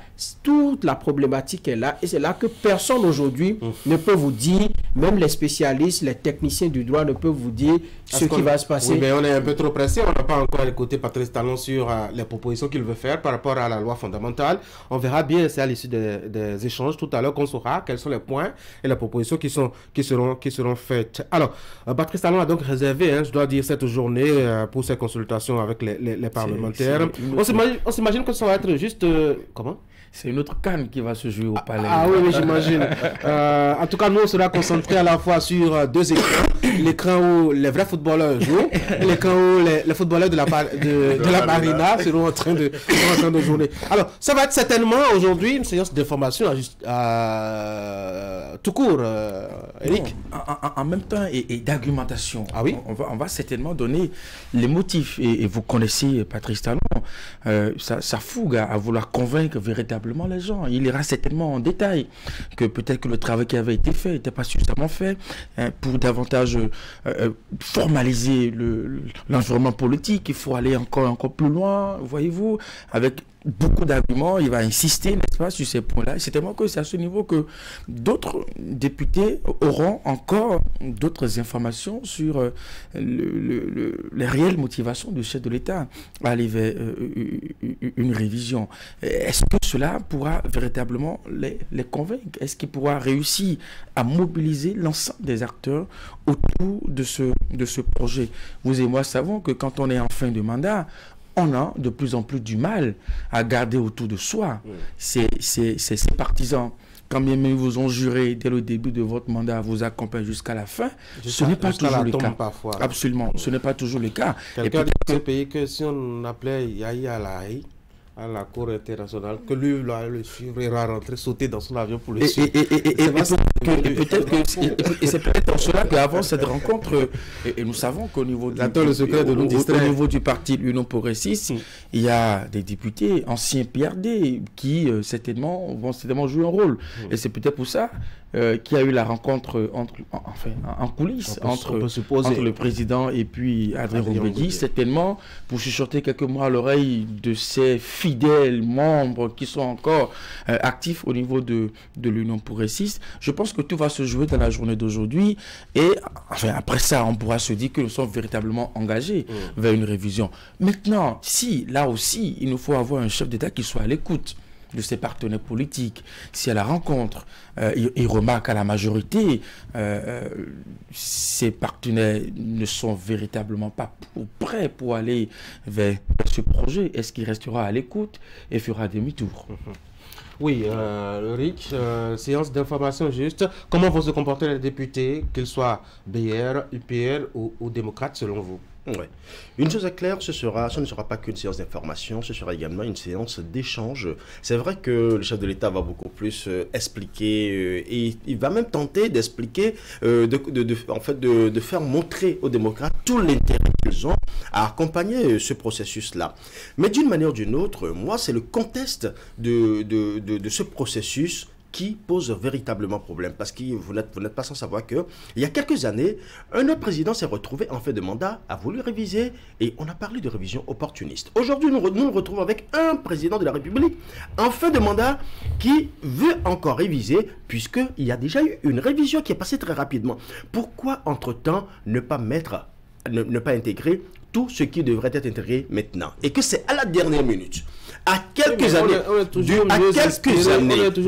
feu de mandat, sinon à 2 ans ou 1 an et demi du feu de mandat, qu'on constate qu'il est urgent, impérieux de faire voter, de faire réviser cette loi fondamentale. Je pense que ce n'est pas la loi, le projet de loi en lui-même qui pose véritablement problème, mais c'est la foi.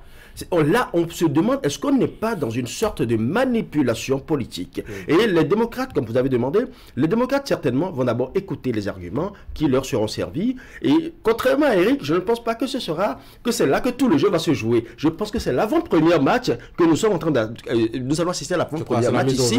Et c'est après avoir entendu, d'après avoir écouté le chef de l'État, que maintenant les vraies discussions vont se mener, parce que quand ils vont finir, eux, ils vont donner leur opinion après. Et maintenant, l'opinion publique aussi va se faire sa religion. Allez, on va examiner ensemble maintenant le contexte, même si vous l'aviez déjà suffisamment apporté. Le contexte se prête-t-il vraiment aujourd'hui à réviser une constitution Première chose, comme on l'a tous dit, reconnu autour de cette table, je pense que Patrice Talon est en fin de mandat.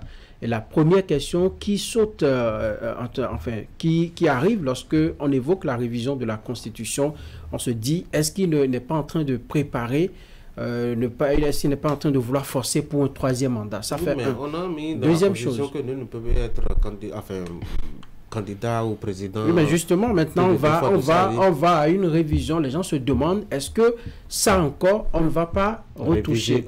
Deuxième chose, on se rend compte que Patrice Talon a une majorité confortable à l'Assemblée nationale. Ça ne rassure pas les populations, ça ne rassure pas le seul parti d'opposition qui a 28 députés contre le nombre que vous connaissez pour la mouvance. Et puis troisième, vous voyez que depuis que Patrice Talon est là, ces réformes pour faire développer le pays, ces réformes pour essayer de mettre le Bénin sur les rails, les réformes n'ont pas toujours été gobées par les populations, n'ont pas été toujours acceptées. On a estimé que c'est trop dur. Donc, il y en a déjà qui comptent les jours pour la fin du mandat de Patrice Talon pour espérer retrouver le social à l'autre époque que vous connaissez. Mais je me demande si on pourra véritablement retourner à une telle époque. Donc, il y a toutes ces considérations, tous ces éléments d'appréciation. Lorsque vous mettez l'un dans l'autre, on se demande si véritablement cette question n'est pas inopportune. Est-ce que nous avons besoin, en ce fin de mandat, de poser une telle préoccupation sur la table? Mais, comme je l'ai dit, lorsqu'on dit, quand quelqu'un vous appelle, on ne peut pas décliner l'appel, allez écouter ce qu'il veut dire. Je pense que dès ce soir, dans la nuit de ce soir, on saura, bien entendu, si le chef de l'État veut, on saura qu'est-ce qu'il veut véritablement faire de la Constitution, comment est-ce que ça va se passer, et les différentes réactions qui vont suivre. On saura si véritablement ce projet-là va pouvoir passer au niveau du Parlement. Donc le contexte, à mon avis, ça ne crédite pas le chef de l'État d'une certaine... ça ne le débarrasse pas des velléités que l'on pourrait lui coller, à savoir qu'on veut réviser pour faire ci, on veut réviser pour faire cela, mais on doit attendre, donnons-lui un peu, comment vous appelez ça, la présomption en griffe d'innocence, il veut bien faire, il veut refaire réviser la Constitution pour le bien du pays, il ne veut pas réviser la Constitution. Le chef de l'État peut avoir déposé, en tout cas, entouré cela de tout ce suspense pour montrer à la fin qu'il est de bonne foi. Pourquoi pas? Nous sommes en politique, il peut agiter la question, il peut poser la préoccupation, et en fin de compte, nous allons voir que c'est des aspects qui n'ont rien à voir avec le mandat, qui n'ont rien à voir avec l'âge, qui n'ont rien à voir avec ce que l'on craint, qui seront abordés au Parlement, pourquoi pas. Donc attendons, n'allons pas trop vite en besogne, attendons un peu, retenons notre souffle pour voir ce que ça va donner. Ce qui est sûr, Patrice Talon aura des gens qui vont le soutenir pour ce projet, mais il aura également des gens qui vont s'y opposer, même dans son propre camp. Si il ne se met pas cela dans la tête, eh bien il va se leurrer et au dernier moment il sera surpris parce que, figurez-vous, l'être le plus versatile que nous ayons connu, ce sont d'abord les politiques, ce sont des amis politiques. Ils ne seront pas contents de vous ce matin. Hein. Non, mais c'est la vérité. Loïc, on remarque assez clairement qu'on est en train de faire l'option de la voie parlementaire, puisque ce sont les députés qui sont ma foi sollicités. Alors, c'est peut-être moins coûteux qu'un référendum, ça c'est sûr, mais est-ce que ce n'est pas aussi une exclusion des autres partis politiques qui ne sont pas présents à l'Assemblée nationale? Ouais. D'une certaine manière, oui. D'une certaine manière, oui. Parce que déjà, même s'ils ne sont pas présents à l'Assemblée nationale, il faut d'abord regarder le nombre des opposants présents à l'Assemblée nationale. Parce que ça passe par le vote, qu'on le veuille ou non. Donc, d'une certaine manière, même l'opposition présente au Parlement, elle aussi exclue d'une certaine manière. Parce que quand on va passer au vote, vous allez remarquer que cette opposition n'aura pas la voix essentielle pour pouvoir imposer sa décision ou son avis. Donc, ça veut dire déjà que d'une certaine manière, il y a l'inclusion. Le référendum aurait fait mieux, effectivement. Mais l'autre chose, moi, je pense plutôt qu'il faut faire beaucoup plus un retour dans le temps pour faire constater simplement que ce code électoral qui a été voté dans le temps et qui, entre-temps, par cette 8e législature, et qui, entre-temps, avait été décrié par beaucoup de partis politiques et même par des faiseurs d'opinion. Et dans le temps, on avait dit, mais non, que c'était le meilleur code qui soit. Il y a eu beaucoup de textes qui ont été validés, votés dans le temps. Et on s'est rendu maintenant compte qu'aujourd'hui, il y a eu des tests qui ont été pris et on n'a pas pris en compte tous les paramètres avant de les voter. Mais aujourd'hui, nous sommes devant le fait. Le fait est là. Et là, la haute juridiction aussi constate qu'il y a effectivement des problèmes.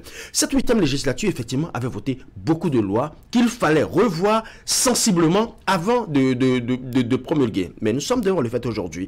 Donc, en revenant maintenant dans l'actualité, on se rend compte que c'est le Parlement qui retourne encore, qui récupère encore ce même document. Est-ce que ce sera fait avec une bonne foi pour que tous les partis politiques retrouvent leur réaction, leur avis à l'intérieur et qu'il n'y ait pas d'exclusion? Parce que c'est le mot juste en fait, qu'il n'y ait pas d'exclusion. Donc maintenant, quelle est la meilleure formule? Toujours le Parlement ou le référendum? Je pense que le référendum est en train de passer à côté. On est en train de privilégier la voix du Parlement. Ça serait coûteux, Eric. Et ça va prendre plus de temps. Hein. On aura à faire campagne nationale, on aura à solliciter la Sénat, etc. Et on n'est pas sûr de gagner. Quand même, on est président de la République. Il vaut mieux aller discuter avec les 100. Là, on a la majorité. Oui, rapidement, je crois que c'est... Vous savez que sur le contexte, vous connaissez un peu ma position. Pour moi, ça ne pèse pas beaucoup. Pour moi, ce qui est fondamental, c'est la volonté politique, qui est capable de vous dire que même au milieu de la nuit, c'est le moment le plus favorable pour réviser une constitution. La volonté politique peut vous trouver des arguments, vous dire que même quand il pleut, on peut réviser la constitution. Quand même ça tempête de partout, on dit non, c'est le moment favorable pour réviser la constitution. Quand même vous avez des critiques assez avertis, des gens que nous connaissons qui ont dans leur cœur notre constitution avec des observations pertinentes. On vous dira non, ceux-là ils veulent pas de l'évolution de notre pays. La volonté politique trouvera les moyens, les arguments de vous dire que c'est le moment le plus favorable. Et donc c'est à eux seuls qui décident de quand est-ce qu'il faut le faire, de quand est-ce qu'il ne faut pas le faire. Et je pense que ce qui devient un peu compliqué dans ce discours, c'est comment, même si on fait l'option de la voie parlementaire, comment les députés pourront aller expliquer à nos concitoyens qu'un président qui est en fin de mandat, qui n'est plus candidat à rien, en tout cas à la date d'aujourd'hui, c'est ce que nous savons, conformément à notre constitution, trouve aujourd'hui l'énergie et le besoin d'aller encore justement, c'est parce qu'il n'est plus candidat à rien qu'on devrait lui accorder la bonne foi, la grande sincérité qu'il veut faire les choses de façon objective et détachée. Alors, sur le choix qu'on a fait d'aller vers les députés au Parlement, je comprends qu'on a choisi les acteurs du premier plan, qui sont les députés au Parlement. Mais nous parlons de la Constitution. Et donc, et bien au-delà des députés au Parlement, les autres formations politiques, puisqu'ils animent la vie politique, ont aussi le mot à dire. Et enfin, je n'ai pas non plus compris ce silence depuis que les trois partis étaient invités pour la rencontre, la FCBE, NFN et puis les autres formations politiques. Enfin, je n'ai pas eu du tout de communiqué, de déclaration. Ben écoutez, oui, c'est vrai, nous avons... Non, mais ils attendent d'abord de connaître quels sont les sujets à évoquer et quelles sont les conditions à on nous a dit que dans ce pays, même s'il faut changer une petite virgule de notre constitution, ça doit être un débat public avant même que ce soit un débat politique. Allez, on va laisser les acteurs se concerter au Palais de la Marina avec toute la concentration qu'il faut. On ne va pas les déranger, on ne va pas les déconcentrer. Et puis, vous ne pourrez même pas. Ah oui? Vous ne pourrez pas. Même si on fait émission jusqu'à demain matin, ils ne seront pas perturbés. Ah d'accord. Tout à l'heure, vous parliez de moyens pour le référendum. Écoutez, est-ce qu'on va parler de moyens réellement? Parce que quand il faut un bon Dondez, on a vu qu'on met les moyens. Et maintenant, il faudra le dire, c'est rentable. C'est un retour sur l'investissement.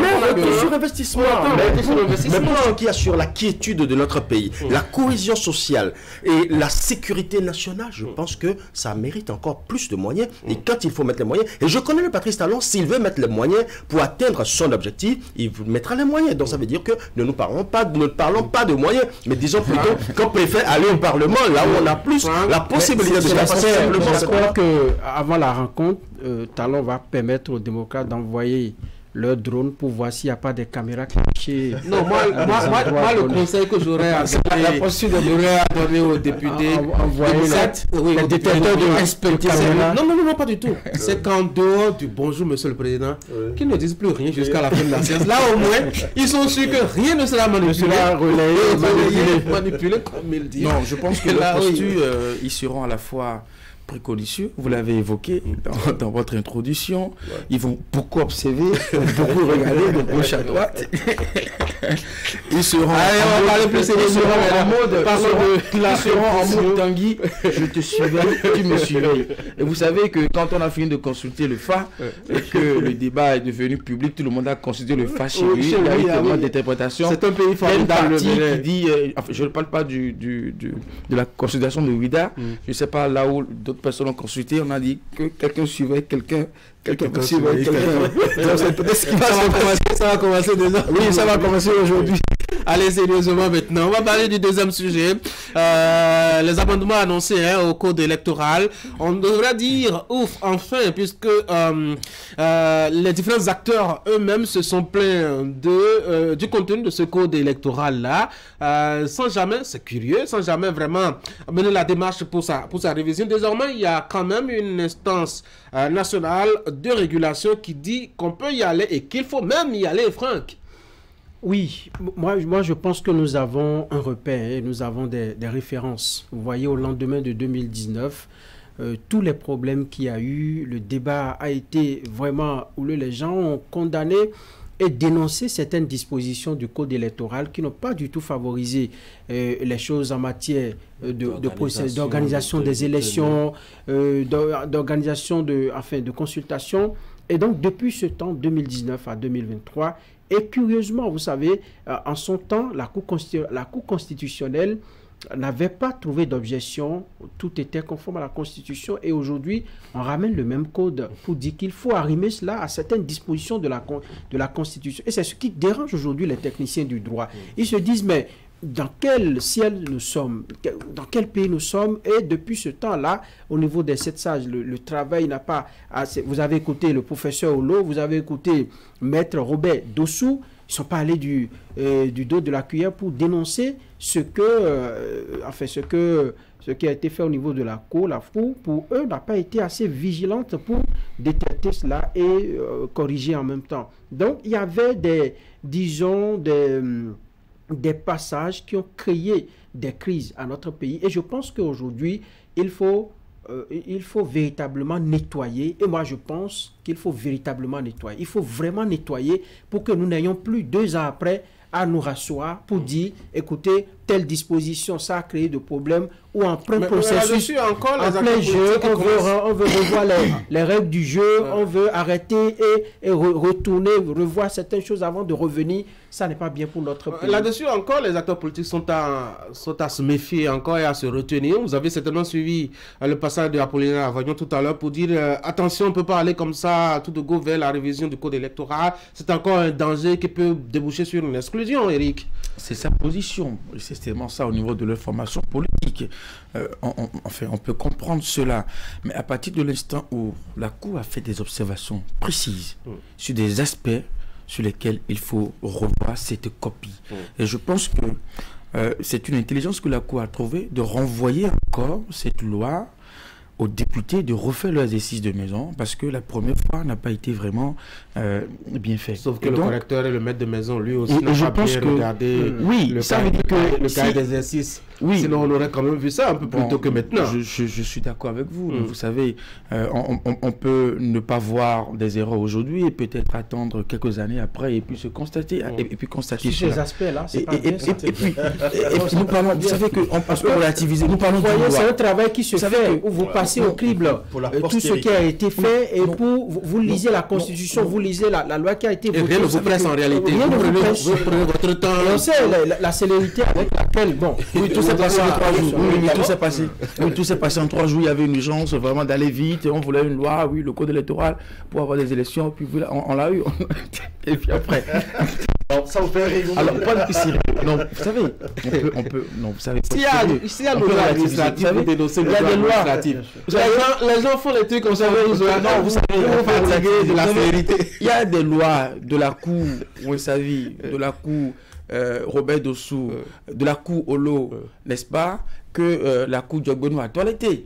Ils se sont rendus compte à leur époque qu'il y avait quelques erreurs qu'il faut donc vous savez possible. Oui, vous savez, il faut améliorer la production. Qui sait qu'après la Cour qui est là, peut-être 5 ans, 10 ans après, on reviendra à nous dire qu'il y a encore des insuffisances. Non, mais je pense que le problème que ça pose, et là je rejoins Franck, c'est de prendre vraiment le temps nécessaire, de ne pas faire le jeu du pouvoir, le jeu des politiques, pour fermer parfois les yeux sur des évidences et qui nous engagent parfois dans des crises inutiles. Parce que quand on sait qu'avec ce code électoral, nous avions subi des crises assez profondes, une déchirure de notre société, et qu'aujourd'hui encore, on redemande encore aux députés de toiletter encore cette loi, c'est que ça pose des problèmes. Et je voudrais que cette fois-ci, que les députés puissent véritablement se rattraper. Et je voudrais encore demander à la Cour, qu'est-ce qu'ils font? Si la loi retourne à l'Assemblée, des 2 points soulevés par la Cour constitutionnelle, ou bien ils font un toilettage profond, sérieux, total de ce test, qu'est-ce qu'ils font, Ulrich? D'abord, je commence par apprécier le cynisme d'Eric aujourd'hui. Le cynisme ou l'ironie Non, je préfère parler de cynisme parce qu'il a bien compris là où je fais. Mais en fait, le plus important aujourd'hui, il faut reconnaître que déjà, la haute juridiction reconnaît que entre-temps, tout ce qui était décrié par rapport à ce code électoral aujourd'hui est mis à nu. En un mot, des députés qui sont essentiellement issus d'un même bord politique se sont assis en 72 heures et ont pondu un code électoral taillé sur mesure qui n'avantage que la mouvance. Et aujourd'hui, on se retrouve dans le fait accompli. D'une manière ou d'une autre, on se retrouve encore en train de venir travailler sur ce même code. Le premier principe aujourd'hui, tout de suite, c'est que c'est vrai, il y a les démocrates qui sont au Parlement, qui auront un œil beaucoup plus regardant par rapport à ce test, un œil beaucoup plus critique vis-à-vis de ces tests, vis-à-vis de ce qui se fera. Mais j'insiste toujours sur un aspect. Le numérique joue toujours. Les démocrates sont combien au Parlement et la mouvance présidentielle fait combien? Donc, quand on revient toujours aux voix, c'est vrai qu'ils feront des observations. Ces observations seront certainement relayées par les canaux que vous connaissez, mais est-ce que ces observations vont aboutir dans le processus de vote? Question fondamentale. L'autre aspect aussi, c'est qu'aujourd'hui, on constate que la Cour constitutionnelle a mentionné clairement des points. Est-ce que ce sont seulement ces points qu'il faut aborder, étudier ou revoir tout le code électoral afin de prendre en compte tout le processus. Moi, je pense qu'il est temps qu'on prenne le temps, qu'on revoie tout le code, parce que là, actuellement, on sait qu'il y a des représentants de l'opposition au Parlement, même si dans le vote, après, ça ne passe pas, au moins les observations seront tenues comme telles. Moi, je pense qu'il faut rester dans le cadre que la Cour a défini. Parce que s'il y avait encore d'autres insuffisances dans d'autres dispositions, la Cour les aurait relevées. Oui, mais est-ce qu'ils sont toujours à temps que la Cour revienne chaque fois sur les tests? La Cour ne s'est prononcée que sur des aspects sur lesquels on a attiré son attention. Certainement. Notamment le plaignant, doit-on dire, ou celui qui a porté le recours. Et je suppose que la Cour s'est quand même donné le devoir de relire encore. J'avoue que je n'ai pas téléphoné au professeur je pense que Sosa. A priori, les députés doivent rester dans le cadre défini par la Cour. Maintenant, je ne maîtrise pas très bien les pratiques parlementaires. Est-ce qu'en l'État, on peut profiter pour aborder, toiletter d'autres dispositions qui pourraient être porteuses de gêne, de crise? Je ne sais pas. Il va falloir que l'on se renseigne beaucoup pour comprendre si il est possible pour les députés à cette étape-là profiter de la brèche ouverte par la Cour constitutionnelle pour aborder d'autres sujets. Mais sur la question, moi je pense que la Cour devrait faire un travail plus profond. Parce que s'il y a une ou deux dispositions, déjà grâce à ce recours qu'on a décidé de revoir, il revient à la Cour de mettre en place une équipe d'experts pour relire encore ce code-là, pour nous dire s'il y a encore des insuffisances, pour qu'on le fasse une fois de bon. Parce que là, nous allons à des élections générales de 2026, des élections que nous n'avons jamais organisées. Lorsqu'on va se retrouver campé, lorsqu'on va se retrouver, on va se heurter encore à des difficultés. Nous allons encore retourner le code électoral au Parlement, ce va-et-vient. Moi, je pense que ça n'est pas bien pour notre pays. Nous avons des constitutionnalistes, nous avons des juristes de haut niveau. Dans toutes les formations politiques, nous en avons. Retrouvons-nous et parlons pour parfaire cet arsenal-là, afin que nous n'ayons plus à chaque fois à répéter les mêmes actes, à retourner, à ramener, et qu'on attende d'abord qu'un individu, qu'un citoyen porte un recours devant la Cour pour essayer. Nous savons tous ce qui ne va pas. Ce qui ne va pas dedans, nous le savons tous, et il faut agir. C'est un code, c'est une loi, et ce sont les hommes qui l'ont rédigé et qui l'ont conçu. Donc, on peut toucher au petit matin, oui, la perfection n'était pas de ce monde. La perfection n'était pas de ce monde. Vous savez, quand on votait ce code, il y a une voix qui a crié « Ah !» disait au président « Et là, où est moi ?» Il a fait de 10% là. Ah, c'est toi, hein? Allez, les gars. Moi, ce qui me paraît assez faisons aussi les choses pour que l'histoire parfois aussi puisse avoir raison, parce que et c'est en cela que les démocrates ne veulent pas considérer leur effectif comme une faiblesse. Si étant présents au Parlement, ils peuvent toujours saisir l'opinion sur ce qui se passe, sur ce qui se fait. Autrement, un jour, l'histoire retiendra que à l'époque, 28 qu'ils étaient, ils se sont prononcés.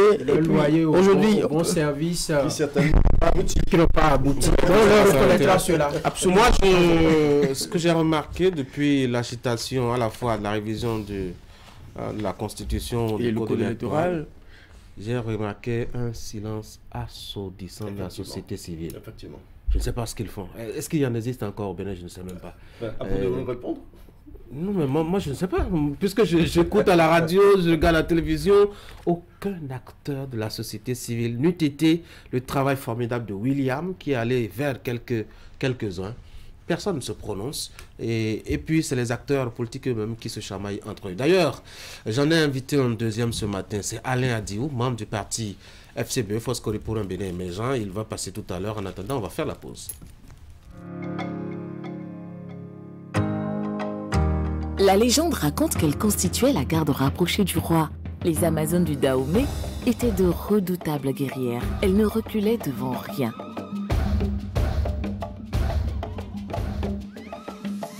On les surnommait les Minons. Elle existe encore? Oui, mon bébé. Une Amazone vit en chacune de nous et recherche toujours le meilleur pour le bien-être de sa famille. Comme toi, maman, t'es ma guerrière.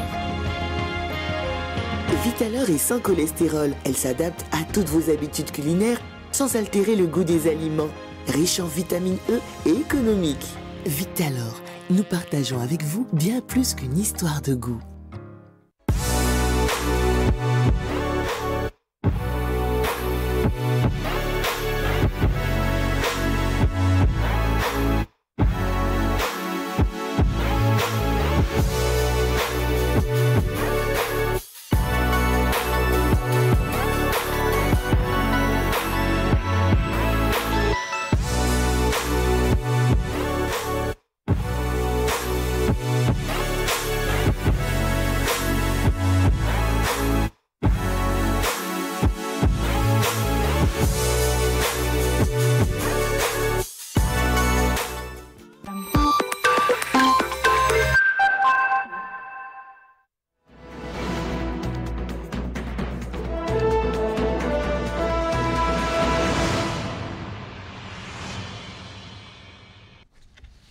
Alain Adio, bonjour. Bonjour, M. Agoy. Membre du parti Foscori pour un Bénin émergent. Merci d'être venu sur Actu Matin pour donner la position de votre parti par rapport à deux sujets, deux actualités. La révision de la Constitution annoncée avec justement le programme de la journée assez chargé au palais de la Marina. Le chef de l'État qui reçoit les groupes parlementaires pour en parler. Et l'autre sujet, les amendements au code électoral recommandés par la Cour constitutionnelle. Alors, le parti FCBE a dit entre-temps être opposé à la révision de la Constitution. Apparemment, Patrice Talon n'en a que cure puisqu'il a commencé des consultations à ce propos. Monsieur Adiou, comment est-ce que vous avez accueilli l'information au siège des Cori? FCBE est opposé à toute révision non consensuelle, arbitraire pratiquement, partisane de la Constitution du Bénin.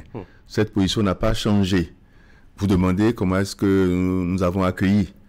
Officiellement, l'annonce des consultations. Officiellement, il ne s'agit pas de consultation pour aller vers une révision de la Constitution. En tout cas, c'est ce qu'on nous a dit. Nous surveillons tout ceci comme le lait sur le feu. Mais si jamais c'était cela, FCBE se fera à nouveau entendre. Et le peuple également, la société civile, parce que la Constitution telle qu'elle a été révisée en 2019 montre clairement aujourd'hui des voix s'étaient levées en son temps. Pour s'opposer. Pour s'opposer à la chose. Et récemment encore, FCBE, après plusieurs ateliers de formation, a commencé à dénoncer à nouveau. Donc, si on allait vers une révision de la Constitution, on constatera tous et on avisera. Mais, tel que les choses se présentent aujourd'hui, heureusement que nous ne sommes plus en 2019, nous sommes en 2023, qu'il y a au moins un parti politique qui représente l'opposition à l'Assemblée nationale, les démocrates. Ils sont 28. Ce nombre suffit pour bloquer toute velléité du chef de l'État. Vous leur faites confiance? Non. Pour le moment, je n'ai pas dit que je leur fais confiance. Mais j'ai dit, ils sont à l'Assemblée nationale. Ils sont un nombre. Ils sont un nombre, 28. Avec le nombre 28, ils ont la minorité au blocage. Donc, ils peuvent bloquer toute tentative de violation de notre Constitution. Je peux me permettre de dire ça comme ça. S'ils ne le faisaient pas, ils montreront au public, au peuple, qu'ils ne sont pas réellement des défenseurs des intérêts de la nation. Parce qu'aujourd'hui, rien ne peut justifier qu'on aille à nouveau vers une relecture de notre Constitution. C'est vrai. C'est vrai que ce que nous disons est politiquement justifié. Techniquement, on peut toucher à la Constitution, je ne dirais pas tous les jours, mais chaque fois que le besoin se fait ressentir. Et il y a des dispositions dans la Constitution qui justifie qu'on relise. Si vous voulez que j'en donne juste une seule. Allez-y. Quelque part, dans l'un des articles, quand on a parlé du duo présidentiel, il a été dit que si un duo est au pouvoir, que le président en exercice décédait ou était en incapacité, que c'est le vice-président qui prend le relais. Et que ce vice-président a, si mes souvenirs sont bons, 48 heures ou 72 heures pour désigner quelqu'un au poste de vice-président. Ce quelqu'un-là n'aura pas subi les mêmes conditions de désignation que lui, il aurait subi en tant que vice-président du premier duo. D'accord? Il aurait choisi un citoyen lambda de je ne sais où. Donc voilà comment quelqu'un qui n'aura pas satisfait aux exigences des conditions de candidature peut devenir vice-président de la République et même président de la République. Voilà un seul exemple que nous donnons pour montrer que ce qui a été fait en 2019 est une réelle violation de tout le texte qui fonde la démocratie béninoise depuis la conférence nationale. Et c'est arrivé. FCBE dénonce la gouvernance politique du chef de l'État depuis 2016 et notamment depuis 2019. Et ce n'est pas parce que FCBE s'était tu en son temps pour éprouver les différentes lois qu'il n'y a pas de choses à dire et à redire par rapport à la Constitution. FCBE n'est pas à l'Assemblée nationale, mais les démocrates ne sont pas les seuls partis de l'opposition à l'Assemblée nationale. J'allais justement vous faire la question. Le choix de discuter avec les parlementaires témoigne clairement du choix de Patrice Talon d'opter pour certainement la voie parlementaire. Vous n'avez pas de député au Parlement. Le débat va se faire sans vous, s'il arrivait. Vous savez, FCBE a participé au dialogue de 2019-2020. Ça a permis de libérer un grand nombre de détenus à ce moment-là. Ce que nous avons craint et que nous craignons toujours, c'est que des choses qui n'ont pas été dites au cours du débat ont surgi, ont apparu dans les textes votés par les députés. Votés par la suite. Je prends un exemple, le duo. Ça n'a jamais été évoqué. Ça n'a jamais été évoqué au cours du débat. Ah oui. Du dialogue. Oui, du dialogue 2019-2020. Oui. Jamais. Je l'ai dit une fois, je le redis, je l'ai dit plusieurs fois, je le redis. Voilà, donc, chat échaudé craint l'eau froide. Donc, ce n'est pas parce que FCBE n'est pas au Parlement que FCBE ne fait pas de l'opposition. Nous sommes dit, le peuple nous a mis dans une position d'opposition non parlementaire avec d'autres partis politiques. C'est vrai que le chef de l'État donne l'impression d'avoir fait l'option de la voie parlementaire. Oui. C'est son droit le plus absolu. Mais on ne peut pas faire cette affirmation tout de go. Il a le droit de rencontrer les députés de la République. Qu'ils soient de la mouvance ou de l'opposition, ce sont des serviteurs au plan national. Le chef de l'État peut les rencontrer. Même les députés de l'opposition peuvent répondre à une invitation du chef de l'État.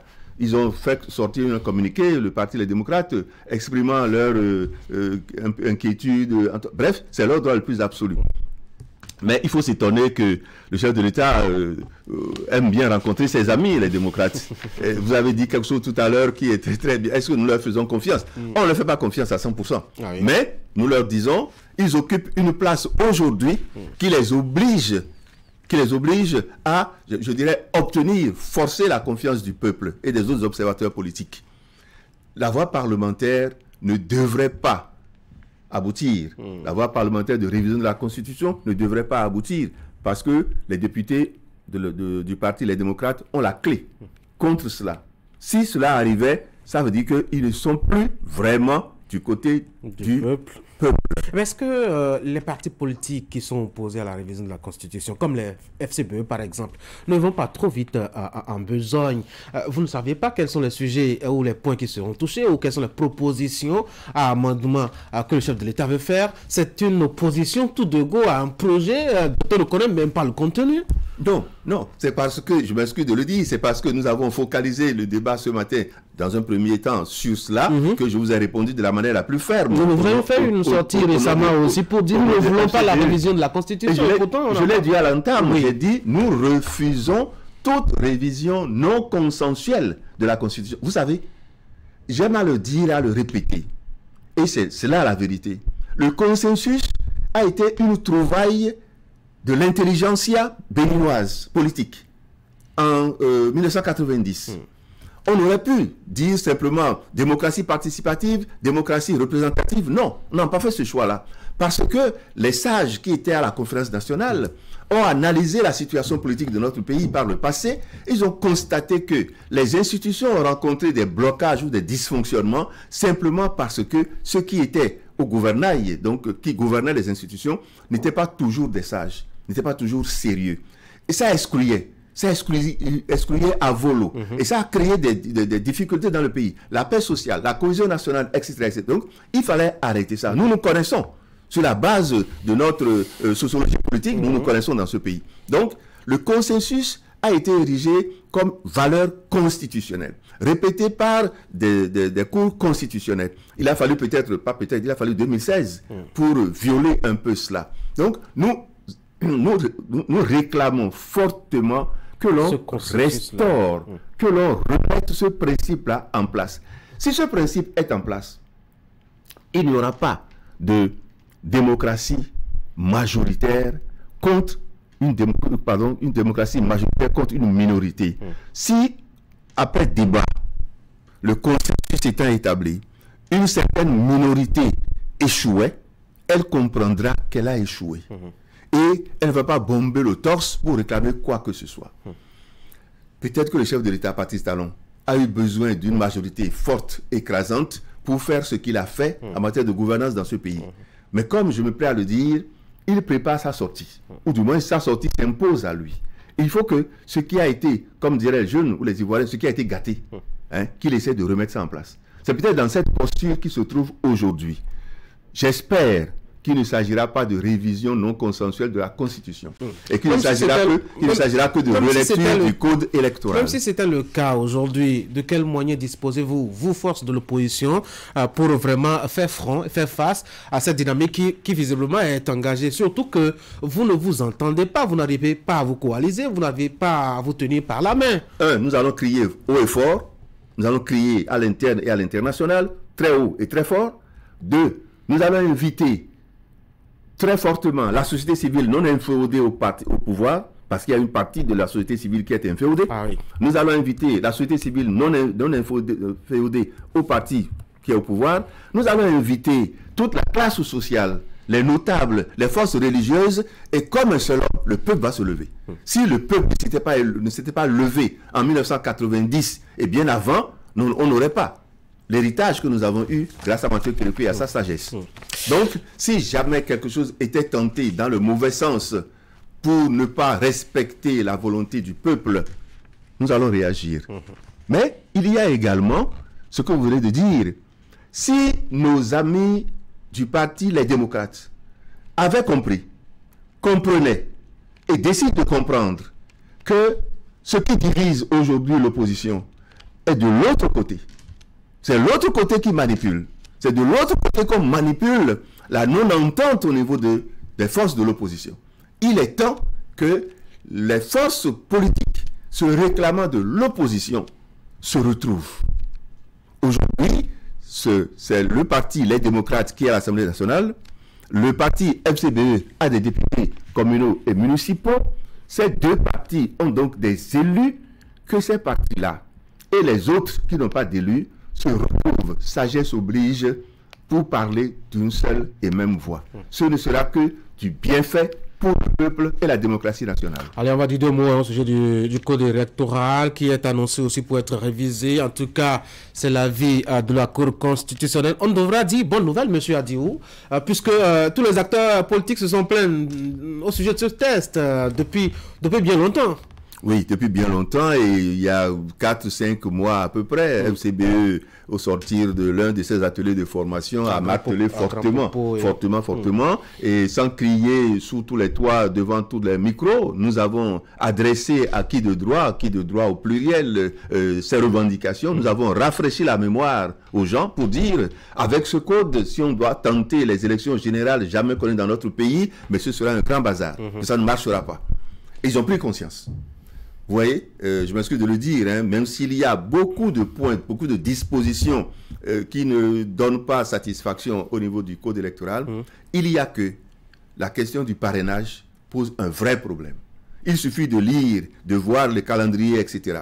Et ce que nous déplorons au niveau de la gouvernance politique sous le président Patrice Talon, c'est que ce sont seulement les intérêts partisans, les intérêts presque de couvent, qui sont prises en compte. L'intérêt général, non. Je m'excuse de le dire. Hein. Il a été évoqué à l'un des échanges, si nous devons, par exemple, faire ce que l'esprit de la loi recommande au niveau du parrainage, si on doit faire ça, c'est que ce sont les élus de 2026 qui vont parrainer. En tout cas, les députés. C'est ça, oui, les députés. C'est ça l'esprit de la loi. Mais c'est vrai, vous avez raison. Mais, comprenez, hein, si on faisait les élections de 2026, est-ce que nous sommes sûrs que les partis politiques auront les mêmes résultats? La réponse est non. C'est non. Les partis de la mouvance n'auront pas les mêmes résultats. Les partis de l'opposition non plus.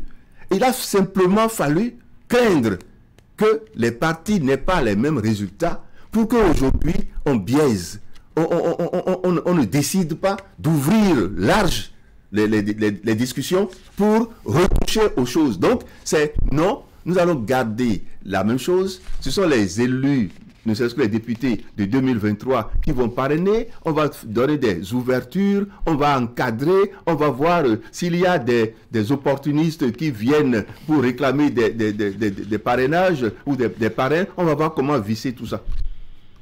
Depuis au moins 2 ans, 2021, quand l'affaire de parrainage était agitée, j'avais écrit un texte et j'avais dit attention, c'est la quadrature du cercle politique dans notre pays et cela est en train d'arriver. Qu'est-ce qu'on fait? On révise tout ou on s'en tient à ce que la Cour constitutionnelle a dit? J'avoue qu'il y a quelque chose que je ne sais pas. Je ne sais pas si l'ouverture faite par la Cour constitutionnelle, je ne suis pas un constitutionnaliste, j'ai écouté les grands frères Olo et Robert Dossou, qui ont eu des analyses techniques que je partage. Hein. Donc je ne sais pas si l'ouverture faite par la Cour constitutionnelle permet aux députés d'aller plus loin.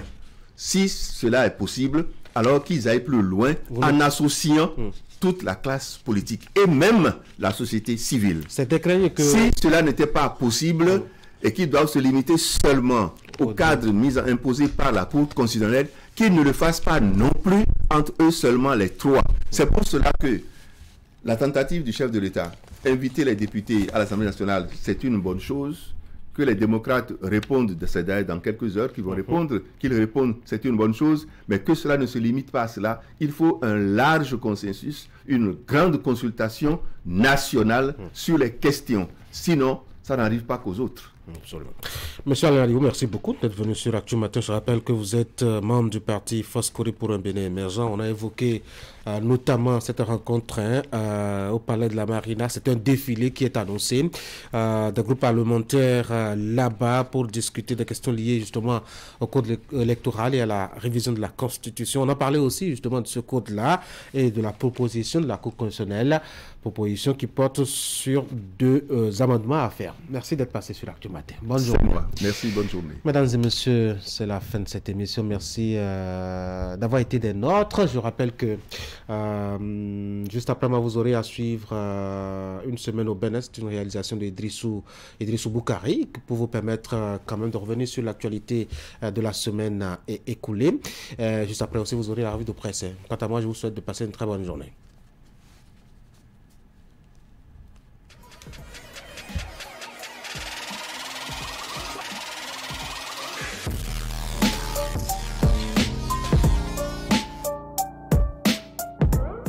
Le point de l'actualité hebdomadaire sur la 3, c'est dans une semaine au Bénin. Mesdames et messieurs, bonjour. Voici l'essentiel à retenir pour le compte de la semaine écoulée.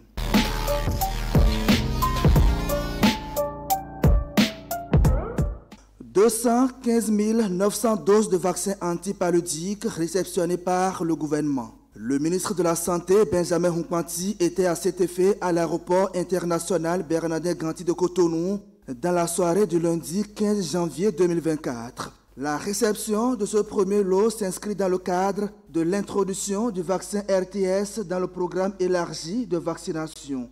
Pour le représentant résident du système des Nations Unies, l'arrivée de ce vaccin constitue une avancée décisive dans la lutte contre la maladie. Le ministre de la Santé n'a pas manqué d'inviter tous les agents de santé de tous ordres à poursuivre inlassablement les efforts afin que les objectifs de couverture vaccinale soient atteints. Selon les données de l'Organisation mondiale de la santé concernant 2020, plus de 4,7 millions de cas de paludisme et 10 000 décès ont été signalés principalement chez les enfants de moins de 5 ans. Je voudrais une fois encore, à cette occasion, rappeler aux populations que la vaccination reste et demeure l'une des stratégies les plus sûres, les plus efficaces et les plus rentables pour lutter contre les maladies.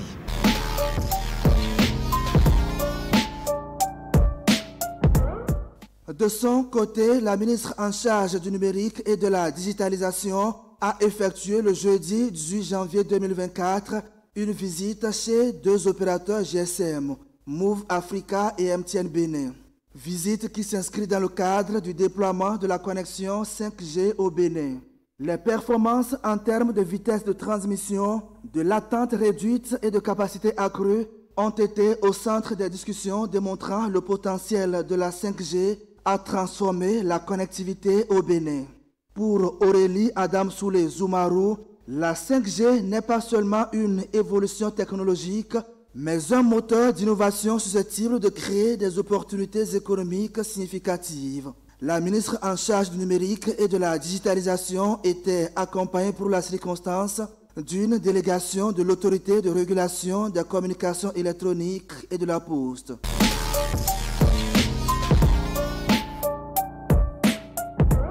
Le Bénin entend désormais se conformer à la réforme régionale de l'harmonisation de l'examen du baccalauréat dans l'espace UEMOA.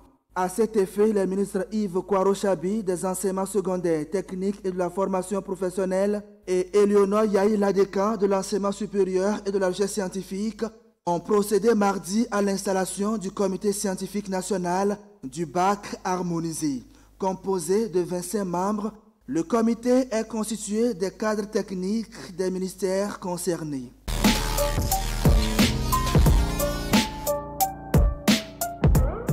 Plus rien ne va au sein de la jeunesse sportive de Pobert, le club de football de la commune de Pobert. Après 2 mandats consécutifs, le bureau sortant, présidé par Bruno Didavi, qui a dirigé l'équipe pendant 8 ans, n'a jusque-là pas organisé les élections pour le renouvellement des instances dirigeantes. Une situation qui a provoqué le mécontentement exprimé par les membres de l'association à travers une marche de protestation et un appel aux autorités en charge du football au Bénin. Dans leur motion, ils réclament l'organisation des élections à la tête de la jeunesse sportive de Pobert. Car l'actuel État, dans l'illégalité, n'est plus fondé pour prendre des actes et des décisions au nom de la GSP.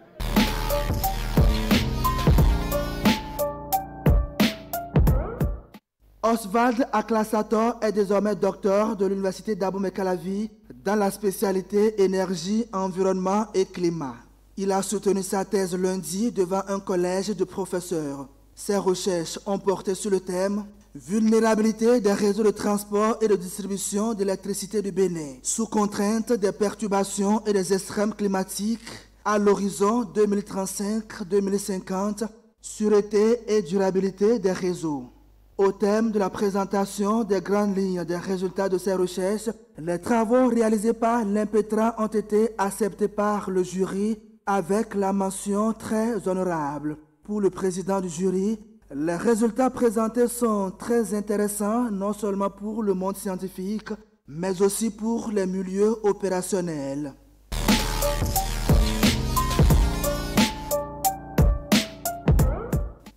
Ainsi se résument les faits ayant marqué la semaine écoulée. Merci de votre aimable attention.